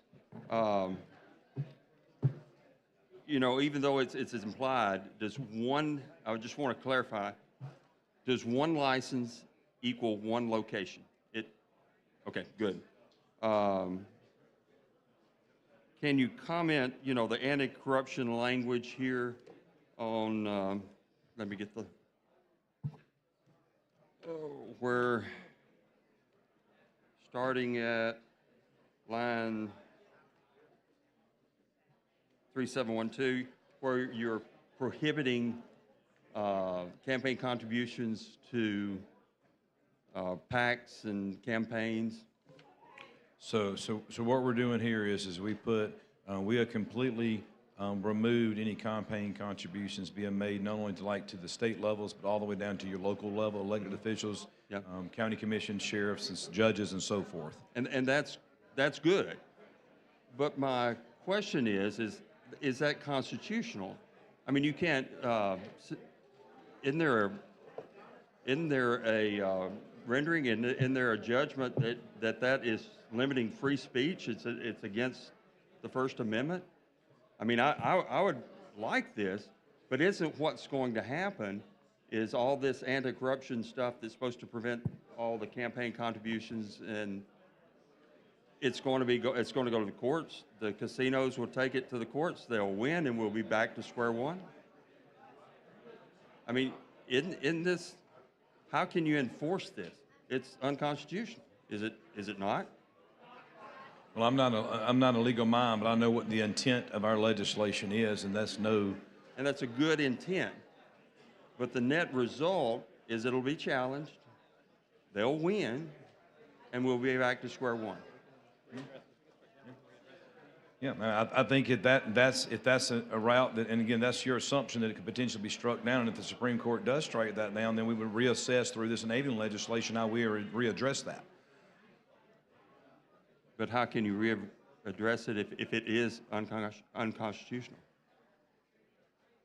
We've passed a lot of things in this body in the past that's ended up in the courts. I know. I'm just saying, where the intent is. Yeah, with that. Yeah, but where we're going to wind up is where I'm concerned with.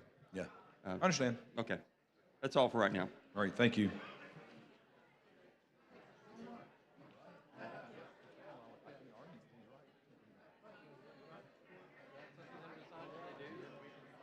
Chair recognizes the gentleman from Marengo, Representative McCampbell.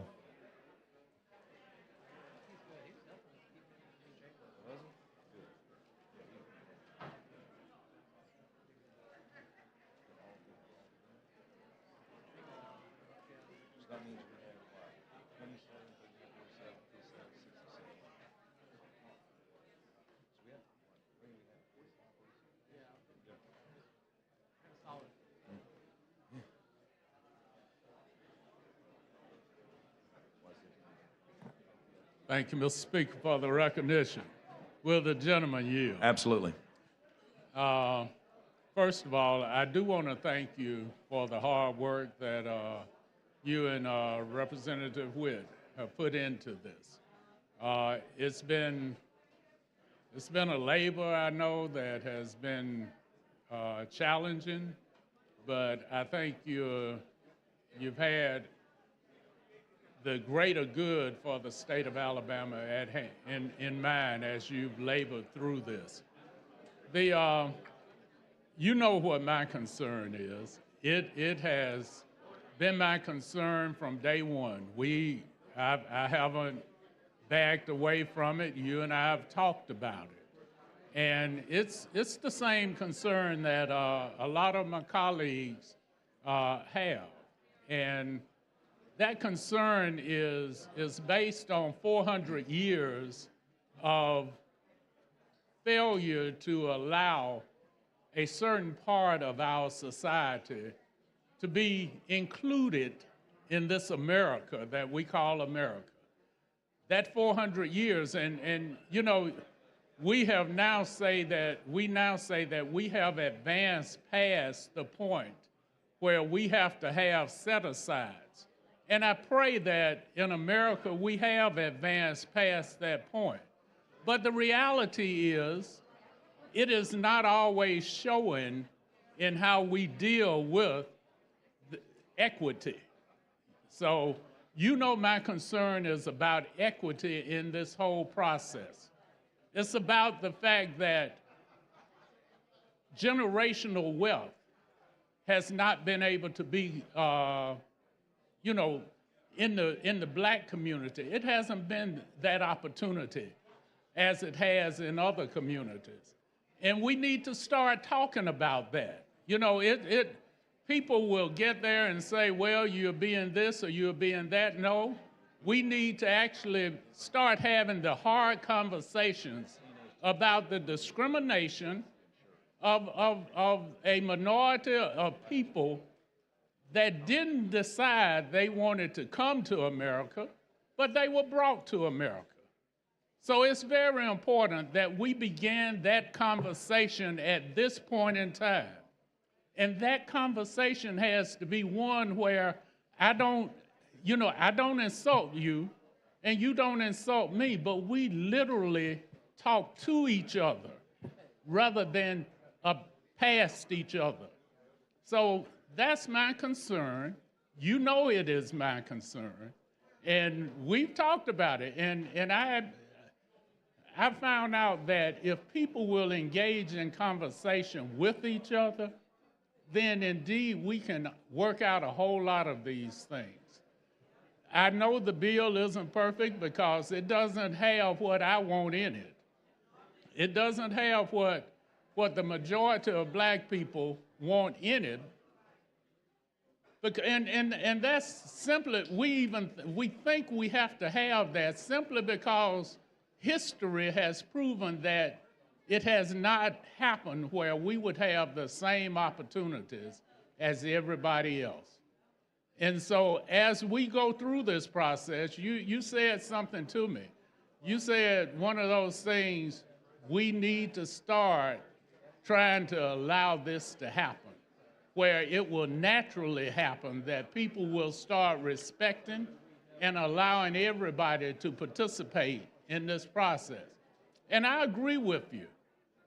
We've got to give people a chance, but if people fail, then I'm going to come back to you.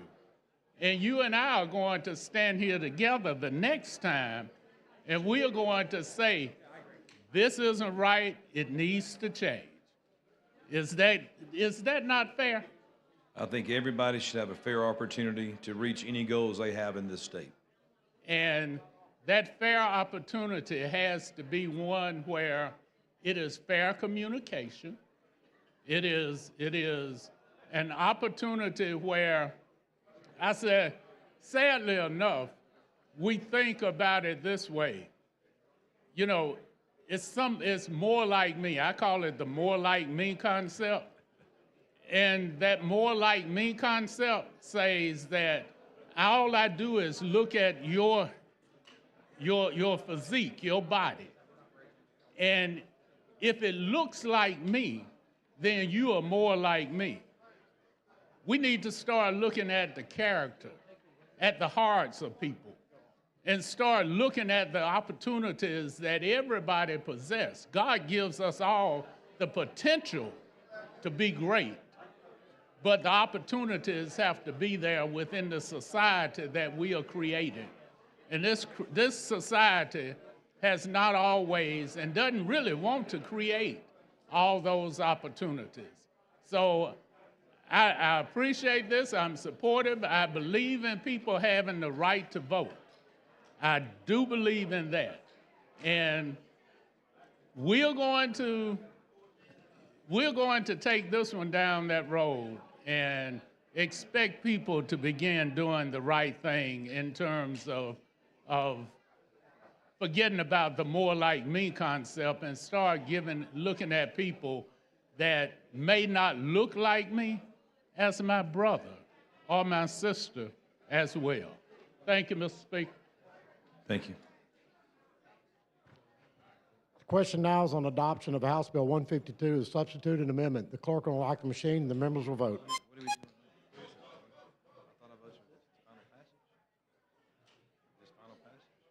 Yes.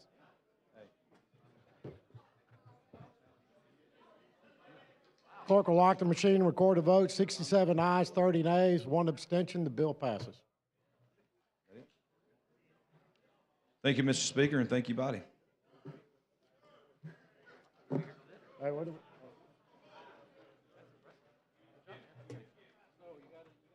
And if I may have a moment real quick, too. I just want to say thank you, Representative Witt, thank you. And the members of this body, thank you. I think we took a big step forward today to correcting some of the wrongs in the state of Alabama, and Representative Jones and your committee. I think we learned one thing here today. When you work close on issues that affects everybody from every corner of the state, you get to know the people, you develop relationships, and you really realize that a lot of times people have their opinions in this body because of situations they've been in their past, and they live in the day. And and I'm just very proud to represent my district and to serve alongside each and every one of you in this house. So thank you.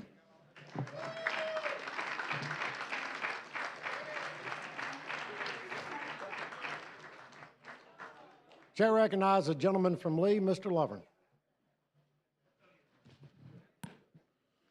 Thank you, Mr. Speaker. One quick announcement. Rules will meet on the 6th floor immediately at adjournment. And, Mr. Speaker, I move that the House stand adjourned. All in favor say aye. All opposed? Ayes clearly have it. We are adjourned.